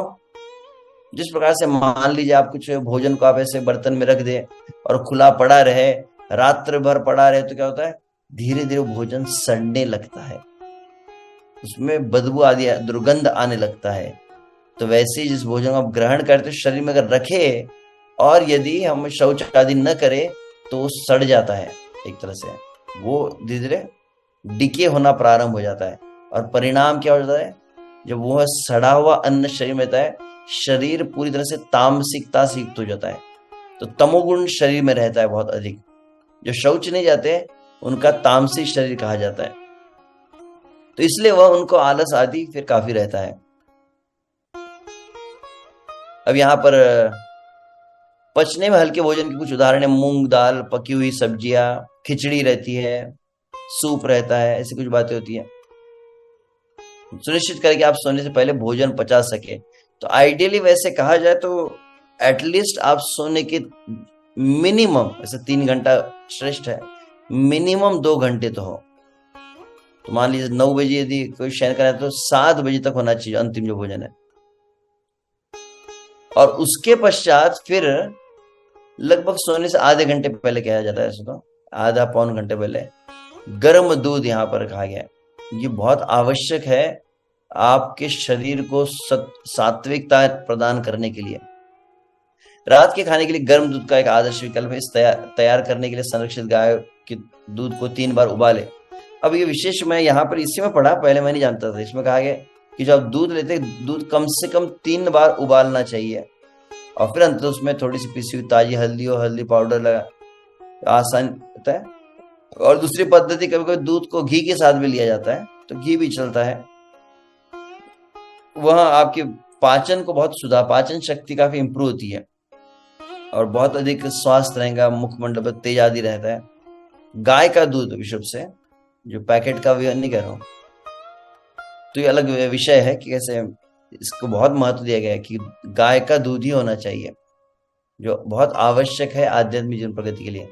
आप दूध में थोड़ी चीनी मिला सकते हैं, कुछ लोग गुड़ भी मिलाते हैं फ्रेंड्स। अब ये प्रभुपाद जी का वाक्य पढ़ा है और क्यों इसके ऊपर कुछ लोग बीच में डिबेट कहीं चल रहा था कुछ भक्तों में, परंतु प्रभुपाद जी ने इस बात को कहा कि रात्रि का दूध एकदम गरम गरम होना चाहिए, ठंडा नहीं होना चाहिए। दूध को ठंडा पीना ऐसे आयुर्वेद के अनुसार ठीक है भी नहीं स्वास्थ्य के लिए, कि उसमें कुछ पता नहीं, ऐसे कहा जाता है कि ठंडा दूध में तो कुछ बैक्टीरिया वगैरह होते हैं, शरीर को हानि पहुंचाते हैं। तो दूध गरम गरम होना चाहिए, ये लिखा गया है। हल्दी हो या घी हो और ना मात्र कुछ शक्कर हो उसमें, इसे कहा गया। और इस सोने से कम 1.5 घंटा पहले कहा। अन्यत्र मैंने और एक जो पढ़ा तो उसमें आधा घंटा का था, एटलीस्ट आधा घंटा। ऐसा कि दूध पीते और न लेटे तुरंत, आधा घंटा, यहाँ पर 1.5 घंटा का। तो वयस्क 250-500 ml गर्म दूध ले सकते हैं और बच्चे 500 ml से 1 लीटर। तो बच्चे 1 लीटर तक पी सकते हैं और जो अन्य है वे आधा लीटर। दूध अधिकांश अन्य खाद्य पदार्थ के साथ अच्छे से मेल नहीं खाता सिवाय खजूर और बादाम के। तो खजूर, कुछ लोग उसमें अंजीर भी लेते हैं, डिपेंड्स। तो खजूर बादाम कहा गया यहाँ पे। तो इस तरह से हमने एक तो स्नान हुआ, भोजन हुआ, दूध हुआ। अब चौथी बात कह रहे हैं, रात के खाने के बाद अपने हाथ अच्छी तरह धोए, पानी प्रक्षालन। ये से इसलिए सनातन गोस्वामी हरि भक्ति विलास में भी कहे, ऐसा प्रत्येक भोजन के बाद आवश्यक होता है। पैरों को भी बहुत अच्छी तरह से धोना चाहिए और हाथों को भी बहुत अच्छी तरह से धोना चाहिए। और प्रकार नम उंगलियों से अपनी आंखों को छुए, तो फिर आंखों को थोड़ा ठंडा करने के लिए गीला हाथ है, गीले हाथ से फिर आंखों को स्पर्श करना है ताकि उसमें शीतलता है। और एक ये बात, जहां तक मुझे समझ, शायद सनातन गोस्वामी भी कहे इसे, प्रातःकाल को तो है, मैंने कुछ भक्तों से रात्रि का भी कंपलसरी कहा है कि रात्रि के समय में भी मतलब ब्रश करके ही दंत शोधन कहा गया है संस्कृत में। अपने दांतों को प्राकृतिक टूथपेस्ट से ब्रश करें, अपनी जीभ को कांस्य या चांदी की टंग स्क्रैपर से साफ करें, दांतों के बीच से भोजन के कणों को टूथपिक के उपयोग करके हटा दें। भागवत में शुभ से दिया गया है, माता दिति का प्रसंग है जहां पर माता दिति वहां पर बताया था कि भोजन किया, भोजन के बाद में मुख को नहीं धोया, मुख प्रक्षालन नहीं हुआ है, और उसी अवस्था में वे सो गए। परिणाम क्या हुआ? उसका परिणाम यह हुआ कि वह अपवित्र उनकी शरीर की अवस्था हो गई। तो अवसर प्राप्त हो गया इंद्र को, और इंद्र फिर उदर में प्रवेश कर गया था और उनके गर्भ को मारने लगा, वो अलग बात है। परंतु वहां पर इस बात को बताया गया, मुख का गरारा करे, यदि मुंह में लेप हो या दुर्गंध हो तो रोगाणु रहित पानी या तेल के मुंह से गरारा करे। चांदनी रात में 100 कदम चले कहा गया, इसको शतपावली कहा जाता है मराठी में, आयुर्वेद में भी। कम से कम 100 कदम, तो आइडियली कहा जाए तो आधा घंटा कहते हैं वैसे, या अन्यथा कम से कम 15-20 मिनट तो हो, वॉकिंग अवश्य आवश्यक है। बाहर घूमने से आपका भोजन पच जाएगा। और एक मैंने कोई बीमारी के बारे में सुन रहा था, तब भी ये बात सुनी थी मैंने, क्या बात थी, मुझे किसी ने ट्रीटमेंट बताया था विशुभ से। ट्रीटमेंट ये था कि हर पूर्णिमा को आप छत के ऊपर सोइए वहां पर का, क्योंकि अमृत का स्त्राव होता है पूर्णिमा, मतलब पूर्ण चंद्र जब रहता है विशुभ से। अब दुर्भाग्य आजकल शहर के लोग तो जानते भी नहीं होंगे, हम गांव में रहे तो हम देखा है खुला आंगन क्या होता है, और खुले आंगन में तारों को और आकाश के सामने चंद्रमा को देखते हुए जो सोते हैं। तो यहाँ पर कहा कि चंद्रमा का प्रकाश, कभी कभी दुर्भाग्य शरीर का ऐसा वातावरण बन चुका है, जो फ्लैट्स में रहते हैं, घरों में रहते हैं, ना तो चांदनी देखने मिलती है, ना कोई तारे दिखते, अब तो केवल प्रदूषण का धुआं ही धुआं चारों तरफ आकाश मंडल व्याप्त हो चुका है। परंतु संभव तो चांदनी का जो प्रकाश है वह शरीर को स्पर्श करना चाहिए। तो छत पर हो, आंगन में हो, या फिर रास्ते पर, जैसे भी आप थोड़ा भ्रमण करें, यह उपचारात्मक प्रभाव है। इसलिए ज्योत्सना या चंद्रमा की किरणों के संपर्क में आना अच्छा है। इसके पश्चात सोने से कम 1 या 2 घंटे पहले अपने इलेक्ट्रॉनिक उपकरणों को बंद कर दे, switch off, at least stop the internet जिसे कहा जाता है, दूर रखना इन यंत्रों को। इलेक्ट्रॉनिक उपकरणों को घूरने से आपकी नींद में खलल, मतलब साउंड जो स्लीप होती है, डीप स्लीप भी नहीं आती, एक तो यह है, और मन में बहिर्मुख वृत्ति रहती है। एक यंत्र का जो दोष है, भले को बोलेंगे प्रभु जी इसमें प्रभुपाद जी का प्रवचन सुन रहे थे, हम कीर्तन सुन रहे थे, अच्छा तो ये हो कि प्रभुपाद जी ने ग्रंथ भी दी है, पूर्ण पुरुषोत्तम भगवान श्री कृष्ण, उस ग्रंथ को, कृष्ण की लीलाओं को पढ़ा जाए, श्री कृष्ण के गुणों को पढ़ा जाए, वह अधिक श्रेयकर है। तो टिल द लास्ट मोमेंट, जो जिस तरह से संसारी लोग, अब क्योंकि यहाँ पर भक्त लोग जो भक्ति में आगे बढ़ना, उनके लिए they have to really discipline their life. अगर सुन लिया, हाँ प्रभु जी कहते हैं ठीक है आप कीजिए, हम तो नहीं करेंगे, तो फिर लाभ नहीं होगा। तो डिसिप्लिन के अंदर ऐसा नहीं, पहले जो संसारी लोग कैसा, संसारी लोग हमेशा लगभग ऐसा कि सांस जैसे लेते उस तरह से वो गैजेट्स को, मोबाइल्स को रखते हैं, हर मिनट हर सेकंड में हाथ में चाहिए। क्षण मात्र की थोड़ा दूर हो जाए तो मन में व्याकुलता होने लगती है, जैसे कोई कृष्ण का विरह हो रहा है। तो इनसे थोड़ा, इनको कभी कभी लॉकर में रख दिया जाए, ड्रॉअर में रख दिया जाए, कहीं दूर स्थान पर रखा जाए, विशुभ से साधना के समय में और विश्राम के समय में। यदि आपकी इतने बड़े उत्तरदायित्व है, नरेंद्र मोदी की तरह कोई होंगे आप, तो बात और है कि आपके बिना दुनिया का कार्य रुकने वाला हो, तो मैं नहीं कहूंगा। अन्यथा हालांकि दुनिया रुकी नहीं, ना गांधी के लिए रुकी, ना हिटलर के लिए, ना हिरण्यकशिपु रावण के लिए, किसी के लिए नहीं रुकी। सभी को यही लगा कि दुनिया रुक जाएगी। तो इसीलिए कभी कभी हम, जैसे मैं अभी कल रात्रि को ही कह रहा था कि किसी गृहस्थ भक्त ने इस्कॉन में अपने दीक्षा गुरु से प्रश्न पूछा कि हम गृहस्थ आश्रम में प्रवेश किए हैं, तो आप कुछ आशीर्वाद दीजिए, कुछ उपदेश दीजिए, कैसे गृहस्थ जीवन में रह के प्रगति। तो बोले ठीक है, अपना जीवन निर्वाह कर, जो नौकरी करना है कीजिए, व्यवसाय कीजिए, धन उपार्जन करना है, पत्नी बच्चों का ध्यान रखना है, रखिए, परंतु एक सीक्रेट बताऊंगा आपको आध्यात्मिक जीवन प्रगति करना। क्या है? बोले कि कभी कभी आप संसार के लिए, घर के लिए आप मर जाने का अभ्यास कीजिए। मतलब घर वालों को, एटलीस्ट पत्नी को पता हो सकता है, बच्चों को, and just cut off from the all the connections, कि कहीं दूर स्थान पर चले गए, कहीं कार्तिक मास है, वृंदावन में है, या किसी अन्य स्थान पर है, भले ही 4 दिन के लिए हो, 5 दिन के लिए, 7 दिन के लिए हो, 2 दिन के लिए क्या होना हो, परंतु पूरी तरह से कट ऑफ होना चाहिए और फिर फोकस्ड होना चाहिए।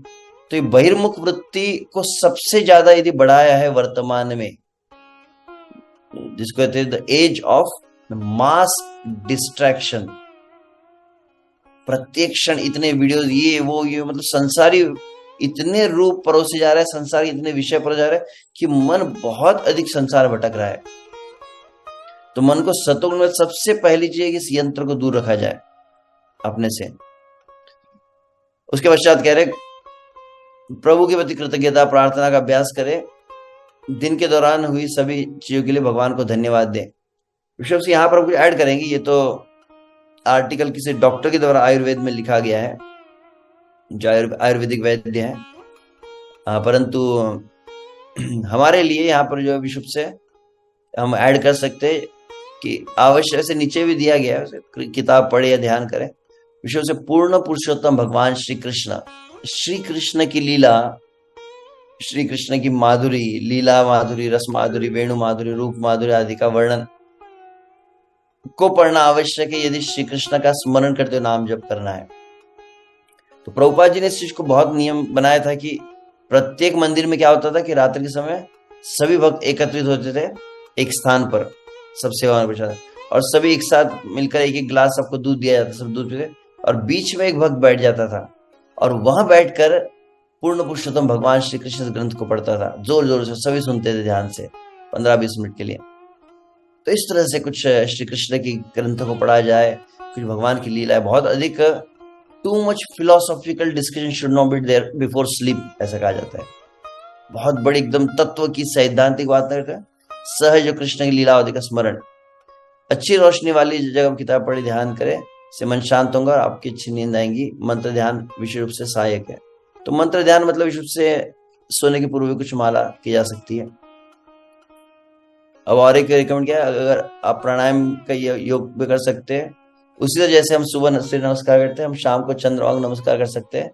सोने के ठीक पहले ब्रह्मारी मतलब बजिंग बी ब्रीथ और साम वृत्ति कहा जाता है। प्राणायाम मन को शांत करने, ध्यान को अंदर की ओर खींचने और वाद दोष को संतुलित करने में मदद करता है। तो कुछ प्राणायाम, कुछ आसन हैं जो रात्रि के समय में किए जा सकते हैं। अपने पैरों पर घी से मालिश करें, जिसको पद अभ्यंग कहा गया है आयुर्वेद में। ये शरीर से पित्त को दूर करने में मदद करेगा, घी अगर लगाया जाता है। वैसे मैं भी बीच में जब एक स्थान पर गया तब पंचकर्मा थेरेपी के लिए, तो उन्होंने कहा था कि 2 कार्य करनी चाहिए, कि रात्रि के समय घी हो या तेल हो, तलवे में लगाना चाहिए अच्छी तरह से, और दूसरा कि पेट में नाभि होता है, नाभि में बहुत अधिक तेल को लगाना चाहिए। पूरी हीट को कम करने के लिए शरीर की काफी आवश्यक 2 उपाय बताए जाते हैं, और इससे नींद बहुत गहरी आती है, ये भी बताया जाता है। और तलवे में तेल घी लगाया जाता है, कुछ लोग कहते बादाम तेल हो या कुछ लोग सरसों का तेल, जैसे भी हो। अष्टांग हृदय के अनुसार प्रतिदिन पैरों की मालिश की सलाह दी जाती है। अब सोने से कुछ और एडिशनल बातें, आयुर्वेद के कुछ पॉइंट्स है इसमें, कि सोने से आधा घंटे पहले त्रिफला को शहद और घी के साथ मिलाकर ले, दृष्टि को मजबूत करेगा, विषाक्त पदार्थों को हटा देगा, श्वास बनाए रखने, बीमारी को ठीक करने में मदद करेगा, अगली सुबह उन्मूलन को भी बढ़ावा देगा, मतलब स्टमक क्लियरिंग जो है बहुत अच्छी तरह से है। अब यहाँ पर क्या है, नाक में घी लगाए रात को सोने से पहले प्रत्येक नाक में घी, नेजल ड्रॉप्स या नियमित घी की 2 बूंदे डालें। अपनी पीठ पर लेटे 15 मिनट तक तकिए और पानी पीने से बचें। तो यहाँ पर है, और पानी न अगर टाल सके तो कम से कम गर्म पानी पीजिए। यहाँ पर क्या है, अंततः जल्दी से जल्दी सो जाए। तो वैसे 9 का टाइम है बेस्ट, और सभी ने उसकी तैयारी करनी चाहिए। बहुत अधिक हुआ तो फिर कोई 9:30 कहते हैं, परंतु 9:30 भी थोड़ा लेट हो गया। तो बहुत अधिक हुआ तो 10 तक, ऐसा नहीं 10:30 हो रहे, 11 हो रहे। कफ काल में सोने से आपको सर्वोत्तम गुणवत्ता वाली नींद मिलती है। यदि आप जल्दी सो जाते हैं और आप पहले जाग सकेंगे तो अच्छी तरह से आराम कर सकेंगे और ऊर्जा से भरपूर रहेंगे। इसके ऊपर भी और एक आर्टिकल है, इसे परम पूज्य महानिधि महाराज ने लिखा था। स्लीप के ऊपर आर्टिकल है, तो उसमें भी उन्होंने इस बात किसके ऊपर, एक दूसरे भक्त ने जो कहा था कुछ प्रकाश रहना चाहिए, परंतु महानिधि महाराज के आर्टिकल में देखा तो उन्होंने कहा था there should be complete dark, पूरा अंधेरा होना चाहिए कमरे में, क्योंकि थोड़ा भी शरीर को अगर प्रकाश की किरणें स्पर्श करती है तो नींद डीप नहीं रहती है। वहां पर है, अगर आपके कमरे में अंधेरा नहीं है तो आप आई मास्क लगाए, 22 पार्श्व स्थिति में सोना पसंद करें, लेफ्ट साइड में। अष्टांग के अनुसार सूत्र स्थान आचार्य के अनुसार पूर्व या दक्षिण दिशा की ओर सिर के सोना चाहिए। पूर्व, अच्छा तो ये तो जानते हैं, पूर्व में सर होना चाहिए या दक्षिण में सर होना चाहिए। सुगंध नींद अच्छे स्वास्थ्य और आनंद का स्रोत है। तो इस तरह से ये रात्रिचर्या को यहाँ पे बतलाया गया है। और तब आगे कह रहे रात्रि 2 बजे से, अच्छा सॉरी, ये दोपहर नहीं है, मध्य रात्रि लिखना पड़ेगा, ये थोड़ा करेक्शन चाहिए यहाँ पे। रात्रि 2 से मतलब मध्य रात्रि 2 बजे तक पित्त का समय। इस दौरान सोना जरूरी, क्योंकि आंतरिक सफाई का समय होता है। और विशुद्ध से देखें, विशुद्ध से जिन भक्तों को एसिडिटी का प्रॉब्लम है, व्यक्तिगत तो मुझे भी है, इसलिए मैं इस बात को, मुझे जब पंचकर्मा करवाया तो उन्होंने कहा कि आपने अपना जीवन शैली के कारण जानबूझकर अपने शरीर के पित्त को बढ़ाया है। और तब अनुभव विशुद्ध से एग्जैक्ट एसिडिटी कब कब हुई है देखा गया है, जब मैं लेट नाइट्स गया हूँ 11:30 तक 12 तक, प्रीचिंग प्रोग्राम से, ट्रैवलिंग था, 12:30 हो रहा है, 1 हो रहा है, सोए नहीं तब तक। अगर आप 12-1 बजे तक, 11-12-1 बजे अगर सो रहे हैं, आप देखोगे हीट जो शरीर में बढ़ती है, एसिड तैयार होता है। तो प्रातः काल में एसिडिटी की भी उनको अधिक कठिनाई होती है। रात्रि 2 से प्रातः 6 बजे तक के समय के विषय में ये जगने का अच्छा समय है। विशुद्ध से ब्रह्म मुहूर्त मतलब सूर्योदय से 1.5 घंटे पहले में जागने की सलाह दी जाती है। सुबह का वात समय रचनात्मकता का नहीं बल्कि ग्रहणशीलता का समय है। It's a time for absorption, not for creation. तो योगी ने बहुत पहले पता लगा लिया था कि दिन का यह समय जब वायु आकाश हावी होते हैं, ध्यान, प्रार्थना, जप और अन्य आध्यात्मिक प्रथाओं के लिए दिन का सबसे अच्छा होता है। तो आज भी आप वहां पर जाते हैं।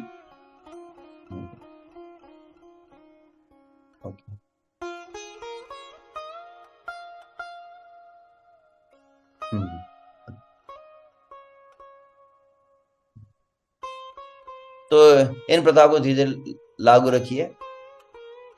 इनमें से कुछ प्रथाओं को धीरे धीरे लागू करने का प्रयास करें। याद रखिए कि नई आदत अपनाने में थोड़ा समय लगता है। अब कोई व्यक्ति बहुत लेट सोता होगा, लेट उठता होगा, तो अचानक वो पूरा साइकिल चेंज नहीं कर सकता है, पर धीरे धीरे उसको चेंज करने का प्रयास करना चाहिए।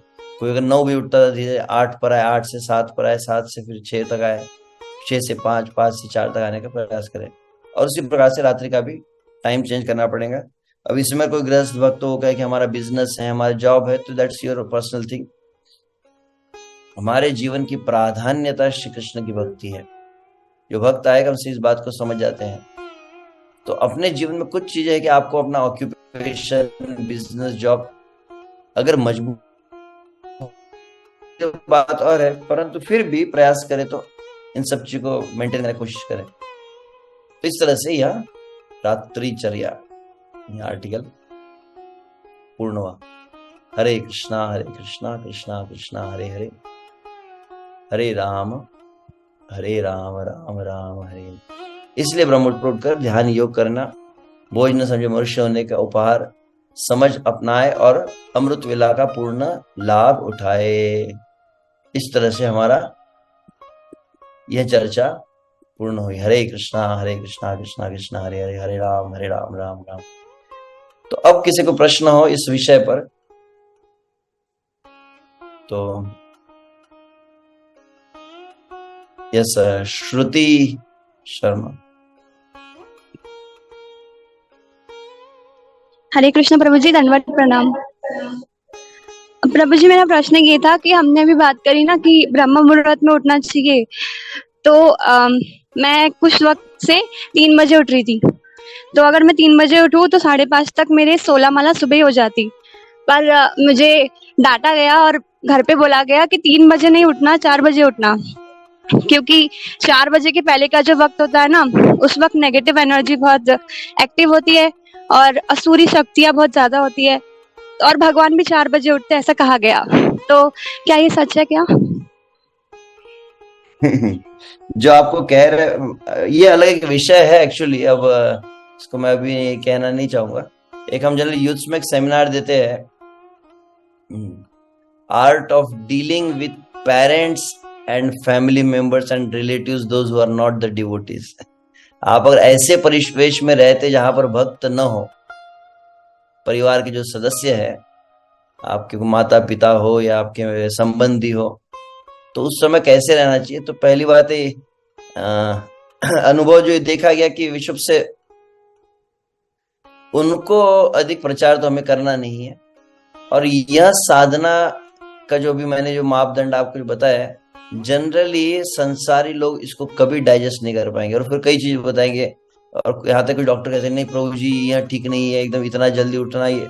और कृत्रिम रूप से आप समय बदलने का प्रयास मत कीजिए। जैसे अभी कुछ सुना तो किसी को जोश आ जाए कि उठ रहे थे नॉर्मल 4 बजे, कल से हम भी 2 बजे उठ जाएंगे, कल हम 3 बजे उठ जाएंगे। तो अच्छा, तो ऐसे ही जो प्रभुपाद जी ने जैसे बताया है, प्रैक्टिकल जो मैनेजेबल है वहाँ 4 से 6 का समय है। उसमें कोई 3 बजे अगर 2:30 बजे पहले उठते हैं तो विश्व से जो अधिक नाम जप करते हैं, अधिक नाम संख्या करते हैं वे लोग, और धीरे धीरे उसको जब एकस्टम्ड हो जाते हैं, पहले 4 बजे का आपका लाइफस्टाइल एकस्टम हो गया। क्योंकि आप देखेंगे जल्दी उठना प्रारंभ करें, और एक दूसरा एक समस्या कई बार आती है, बोलेंगे प्रभु जी हम जल्दी उठने लगे तो फिर दिन में हमको नींद आती है। तो उसके लिए मैंने शायद ये पॉइंट बताया था पावर नैप के बारे में, यहाँ चर्चा की थी कहाँ, और बताया था कि थोड़ा जो भी जैसे ऑफिस में जाते हैं, कॉलेजेस में जाते हैं या जॉब के लिए, तो दिन में कंटिन्यूस उनको फिर काफी एक्सर्शन हो सकता है। तो फिर प्रातः काल का पूरा जब कार्यक्रम हो जाए, मान लीजिए प्रातः काल आपने कुछ नाश्ता लिया कुछ, तो उस समय थोड़ा हल्का एक जैसे वाम कुक्षी कहते हैं, कुछ समय के लिए शवासन में रह सकते हैं। शवासन में रह के हाथ पैर को रिलैक्स करे। मैं एक बात सुना कि विश्व से आजकल क्योंकि अब काफी कुछ फूड में भी डिस्टर्बेंस हुआ है, तो अभ्यास ये करना चाहिए कि नियमित रूप से कुछ आसन, सूर्य नमस्कार आदि किए जाए। ये भी थोड़ा बॉडी को एनर्जेटिक रखता है, क्योंकि फूड में भी काफी कुछ अभी उतनी शुद्धता नहीं है। अब परिवार के विषय में जो कह रहे, मैंने जो बताया शास्त्र में वर्णित है, वे जो कह रहे हैं कि 3 बजे का काल आसुरी है, उसमें नकारात्मक शक्ति होती है, ऐसा वर्णन कहीं है नहीं। पहली बात तो उनसे कभी भी बहस और तर्क मत करें, पहली बात ध्यान रखें उनसे, क्योंकि आप और अपने माता पिता को सिखलाने जाएंगे तो आपकी प्रतिकूलताएं बढ़ जाएंगी, उनसे बहस करनी। परंतु उनको अच्छा, सबसे अच्छी व्यवस्था तो ये हो सकती है कि आपका रूम अलग हो, और आप कितने बजे उठते हैं ये आपके घर वालों को पता न रहे। पता नहीं, ये सब रिकॉर्ड भी हो रहा है तो आपके घर वाले इस प्रवचन को न सुन ले बोले क्या सिखा रहे पूरी, क्योंकि वो लोग को और कहा जाए तो बोलते क्या भूत की तरह 3 बजे उठ जाते हो, ये कोई समय हुआ ये रात का समय है। तो उनके लिए वो रात्रि का समय ही है। जो 7 बजे 8 बजे उठते हैं उनके लिए 3 बजे रात का, ऐसे कई है। मैंने पर्सनली देखा है। मैं अमेरिका में किसी से बात कर रहा था, मैंने कहा आपका लाइफ स्टाइल कैसा है? बोले हम डेली सोते हैं। मतलब कितने बजे सोते हैं? बोले 3:30 बजे तक सो जाते हैं तो 3:30 बजे तो सोते हैं और 11 बजे तक उठते हैं। तो उनके लिए तो निश्चित रूप से रात्रि का समय, मतलब वो बहुत अजीब लगता है। अभी जैसे कई वक्त तो अचानक मैं 1 बजे कह रहा तो कुछ लोगों को काफी अजीब लगा, ये कोई समय होता है क्या? परंतु जो कई भक्त है जो साधना कर रहे थे उसको भी उसमें मोल्ड हो जाते हैं, तो एटलीस्ट ये 3 बजे के बाद समझ नहीं पाएंगे।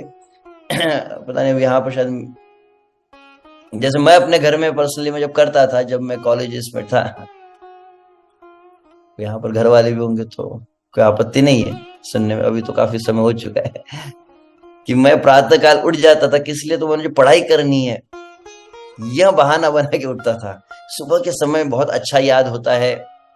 और क्या करता था फिर, मैं कुछ अपने कॉलेज की पढ़ाई की किताबों को लेकर ऊपर छत पे चला जाता था और सामने बुक्स रखता था और चादर ओढ़कर फिर बैठ जाता था 3:30 बजे, और अंदर रहती थी माला जो किसी को पता नहीं चलती थी, और सामने रहती थी पढ़ाई की किताबें, और मैं अपना फिर पूरा 16 माला जब प्रातः काल 4 से 6 में कर लेता था, और उनको पता नहीं था। विशुद्ध से जो भक्त नहीं है अगर आपके परिवार में, वो इस बात को कभी डाइजेस्ट नहीं कर पाते। सुबह जल्दी उठना है, 2-2 घंटे माला करना है, ये 2 घंटे क्या होता है, भगवान की पूजा 5 मिनट के लिए हो, तो ये अलग एक विषय है कि किस तरह से उनको हैंडल किया जाए। तो पहली चीज उनको प्रचार न किया जाए, वो बोलते हैं हाँ ठीक है आप सही है, हम गलत है। और फिर उनको भौतिक कारण बताया जाए कि पढ़ाई के लिए हम उठ रहे, ऐसा कहेंगे ना तो वो बोलेंगे हाँ हाँ हाँ रात भर पढ़ाई करो, और बोलेंगे हम रात भर एकादशी का जागरण कर रहे हैं, तो बोलेंगे पागल हो गया है। तो संसारी कार्यों के लिए वो कभी आपको रोकेंगे नहीं, तो उनको वही कारण बताया जा सकता। उनको मत बताइए कि हम 3 बजे उठकर माला जप कर रहे हैं क्योंकि हमको अपना मंत्र सिद्ध करना है, तो वो तुम ही सिद्ध कर देंगे। तो इसलिए ये सब बताने की आवश्यकता नहीं है। You have to be really intelligent कि आपकी कृष्ण भावना बाधित ना हो, ठीक है। और किसी ने भी हाथ ऊपर किया था, शायद 2-3 हाथ ऊपर दिखे थे। अच्छा नहीं,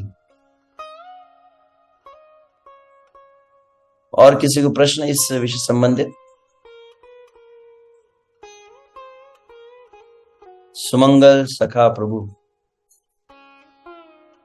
हरे कृष्ण प्रभु जगन्नाथ। आपके 2 डिवाइस एक साथ चलेंगे तो वहां पे इको होने वाला है।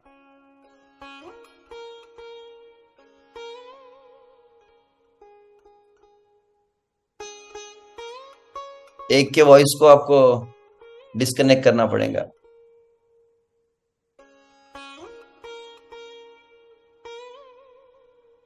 तब तक अच्छा किशोरी माता जी हाथ ऊपर है। हरे कृष्ण प्रभु जी, दंडवत प्रणाम। आवाज आ रही है प्रभु जी? हाँ, थैंक यू वेरी मच प्रभु जी, बहुत ज्यादा इंस्पायरिंग लग रही थी आपकी क्लास, बहुत ही ज्यादा हार्ट टचिंग लग रही थी। और आपने ही जो उन्होंने लोकनाथ स्वामी महाराज जी का और राधेश्याम प्रभु जी का जो एग्जाम्पल दिया तो वो तो काफी ज्यादा टचिंग लग रहा था। प्रभु जी भगवान के दया से तो प्रसाद तो प्रभु जी एक ही टाइम लेते तो 4 बजे शाम को हो जाता है, प्रसाद का तो वो नहीं। हमारा प्रश्न ये था प्रभु जी, जिस तरह से हम 16 माला का वाव लेते हैं, नहीं मुझे करना तो करना ही है, दीक्षा हुई तो उसको मुझे चाहे कुछ भी हो जाए इसको छोड़ना नहीं, उस तरह से मंगला आरती के लिए कैसे ले, जैसे हफ्ता भर चली, जैसे आपने कहा ना नियमित नहीं होती, कुछ दिन चली फिर एक दिन नहीं, मुश्किल वो नहीं आते, तो उसके लिए मैं कैसे अपने आप के लिए मोटिवेट करूं सुबह उठने के लिए? कई उपाय दिए जा सकते हैं। एक तो यह है कि संगव शक्ति कलौ युगे, कि संघ में प्रभाव होता है। कई बार विश्व से हम अगर, इसीलिए प्रत्येक स्थान पर प्रचार केंद्र बनाए जाते हैं, आप अन्यों को प्रचार करते हैं, तो क्या होता है कि समूह में हम मिलकर कार्य करते हैं। समूह मिलकर करने से क्या होता है कि हम एक दूसरे को देखकर प्रेरणा प्राप्त करते हैं। तो अच्छा, जैसे अकोला में है, नागपुर में है, अमरावती में है, कई स्थान यहाँ पर जलगांव अलग स्थानों पर जहाँ प्रचार केंद्र है, तो वहां पर आप अगर जुड़े रहते तो अच्छा रहता है। और तो पहली चीज है कि either you should be in the association और you should create the association, जिसे कहते हैं। एक तो हम संघ में रहे या संघ का निर्माण करें, जिसे कहते हैं। तो आप जिस स्थान पे, मान लीजिए माता जी तेलारा में, तो धीरे धीरे माता जी प्रयास कर सकते हैं कि कुछ लोग जुड़ने लगे तो माला करने लगेंगे, तो उनको उनमें से कुछ लोग कह सकते हैं आप क्या सुबह के समय आकर माला करेंगे क्या? तो एक आध कोई तैयार हो गया तो एकादशी के समय उनको लेकर आए। जैसे मैं कल ही कुछ भक्तों से कह रहा था कि जहां पर भी आप नए स्थान पर प्रचार कर रहे हैं, आप क्या कीजिए, जैसे कोई भक्त है कार्तिक में वृंदावन आ रहा है, तो मैं कहा कि नए लोग हैं उनको आप एक बार कभी, ऐसे पंढरपुर होता है, वृंदावन होता है, किसी स्थान पर जहां पर उत्सव होते हैं, बहुत सुंदर प्रातः काल का कार्यक्रम होता है, इसमें आप लेकर जाने का प्रयास करें। तो मान लीजिए तेल्हारा से आप 4 लोगों को भी लेकर आते हैं वृंदावन में, एक बार देख लेंगे वो दीपदान, कार्तिक महोत्सव और यहाँ की मंगला आरती देखते हैं, स्वाभाविक उनमें प्रेरणा मिलेगी, तो आपको भी फिर कोई सपोर्टिंग हैंड मिल जाएंगे। और फिर हम नए लोगों को जब सिखाते हैं ना, तो क्या होता है, हम बाध्य हो जाते हैं नियमित होने के लिए। हमने 4 लोग कहा कि आप सुबह उठकर जब करना है मिलकर, तो फिर हमको भी करना पड़ेगा उनके साथ में। तो इस तरह से तो मंगला आरती के लिए जहां तक तो नाम जप कर रहे, एक तो मतलब विशुभ से जैसे परम पूज्य श्री लोकनाथ से महाराज ने बहुत सुंदर जूम जपा प्रारंभ किया है, ये अपने आप में बहुत बड़ा एक कई भक्तों को एनर्जी प्रदान कर रहा है। कोई संसार किसी भी ऐसे भी कोने में क्यों ना हो जहाँ पे कोई भक्तों का संग नहीं मिल रहा है आपको, वह भक्त भी बहुत अधिक स्फूर्ति और उत्साह को प्राप्त कर रहा है। किसके कारण? विशुभ से महाराज जी की इस व्यवस्था के कारण। तो ये अपने आप में बहुत अच्छा कार्य है। कुछ लोगों को मैंने देखा, अभी व्यक्तिगत रूप से मैं इसको रिकमेंड नहीं करूंगा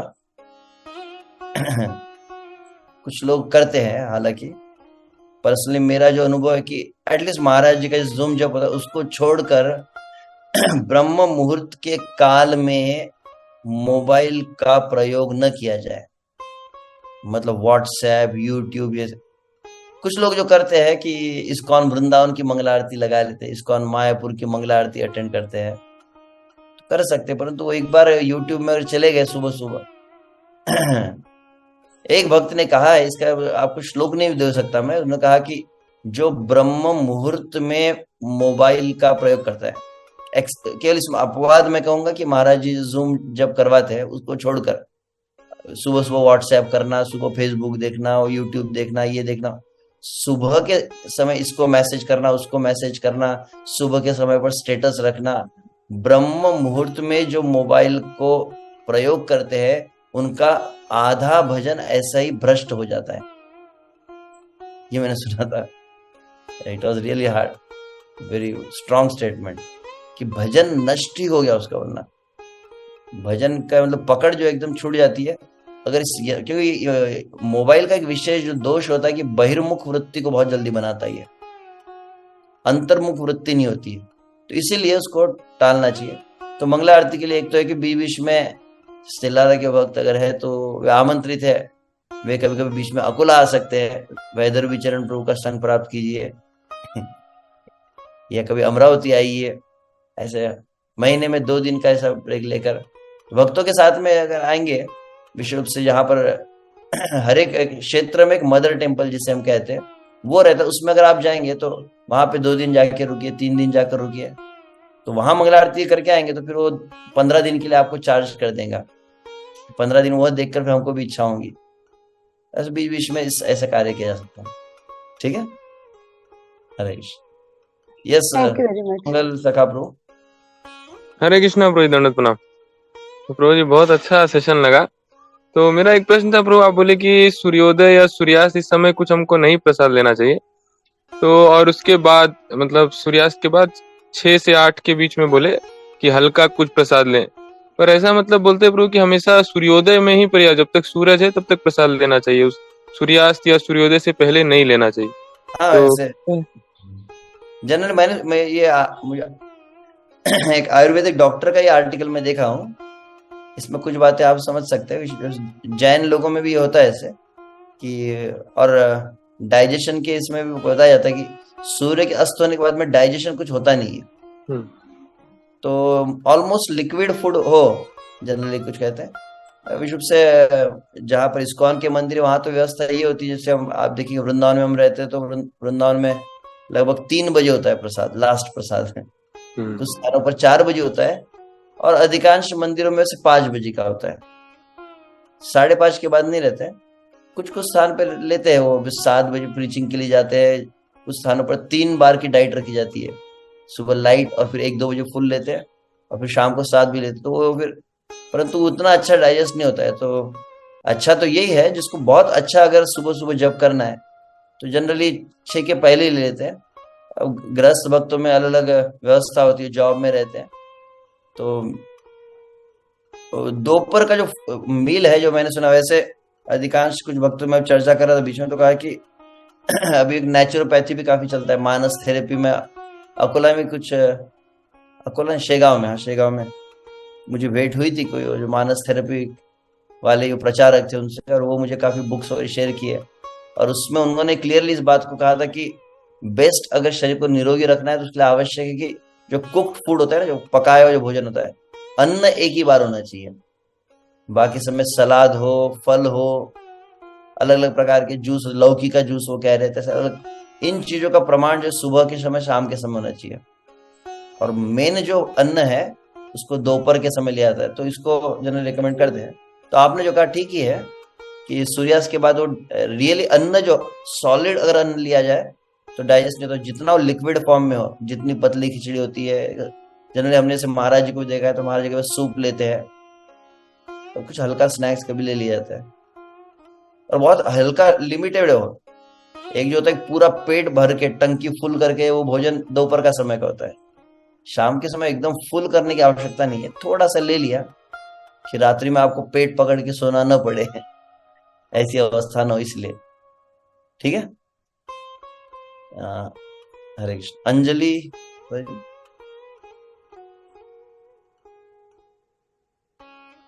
हरे कृष्णा प्रभु जी। बोलिए, हाँ म्यूट करो। हरे कृष्णा प्रभु जी, बोलिए बोलिए। दंडवत प्रणाम। वो मंगला आरती घर पे कर सकते हैं क्या? हाँ हाँ, कर सकते हैं।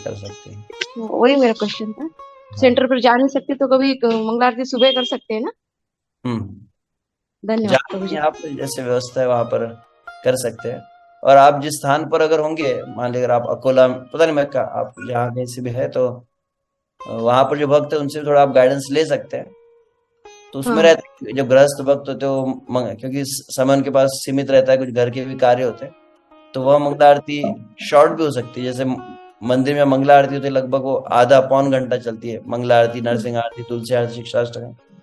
तो कभी कभी कुछ गृहस्थ भक्त उसको 15 मिनट में भी कर लेते हैं, 15-20 मिनट में भी, एक बार में ही गाकर, तो ऐसे भी किया जा सकता है। ठीक है। हरे कृष्ण।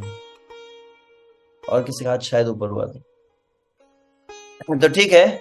बहुत बहुत धन्यवाद सभी भक्तों का।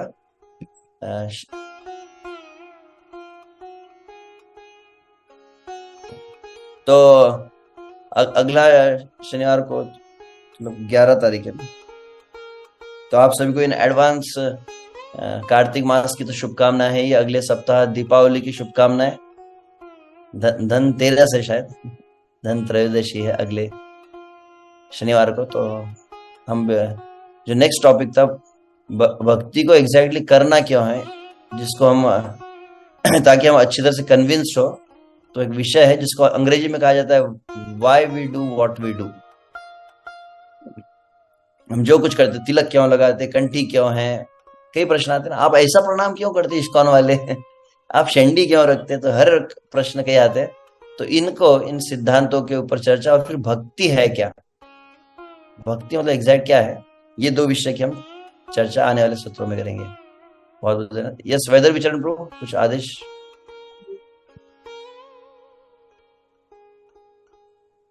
हरे कृष्णा। कहिए। सभी भक्तों को निवेदन है कि प्रभु जी का ऐसी मंगल आरती और ब्रह्म मुहूर्त की साधना के ऊपर हम सेमिनार शायद जनवरी थोड़ा एंडिंग में अकोला में रखेंगे। तो सभी भक्तों से निवेदन है कि आप अकोला आइए 2-3 दिन के लिए, और प्रभु जी का हम सेमिनार रखेंगे।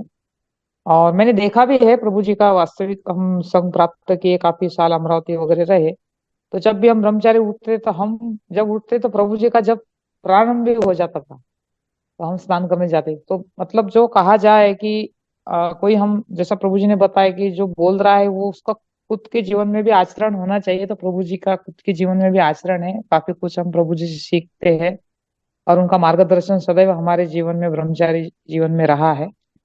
तो प्रभु जी का सुंदर सत्संग हुआ है, तो सभी भक्तों को बहुत बहुत धन्यवाद। आज काफी संख्या भी थी, तो प्रभु जी ऐसी मार्गदर्शन करते रहे। और अगले शनिवार भी दीपावली का पहला दिन है, तो सभी अटेंड करें और सभी विषयों पर विशेष ध्यान रखें। बहुत बहुत धन्यवाद प्रभु। हरे कृष्ण। शिल प्रभुपाद की जय, अनंत कोटि वैष्णव वृंद की जय, ताय गौर प्रेमानंद।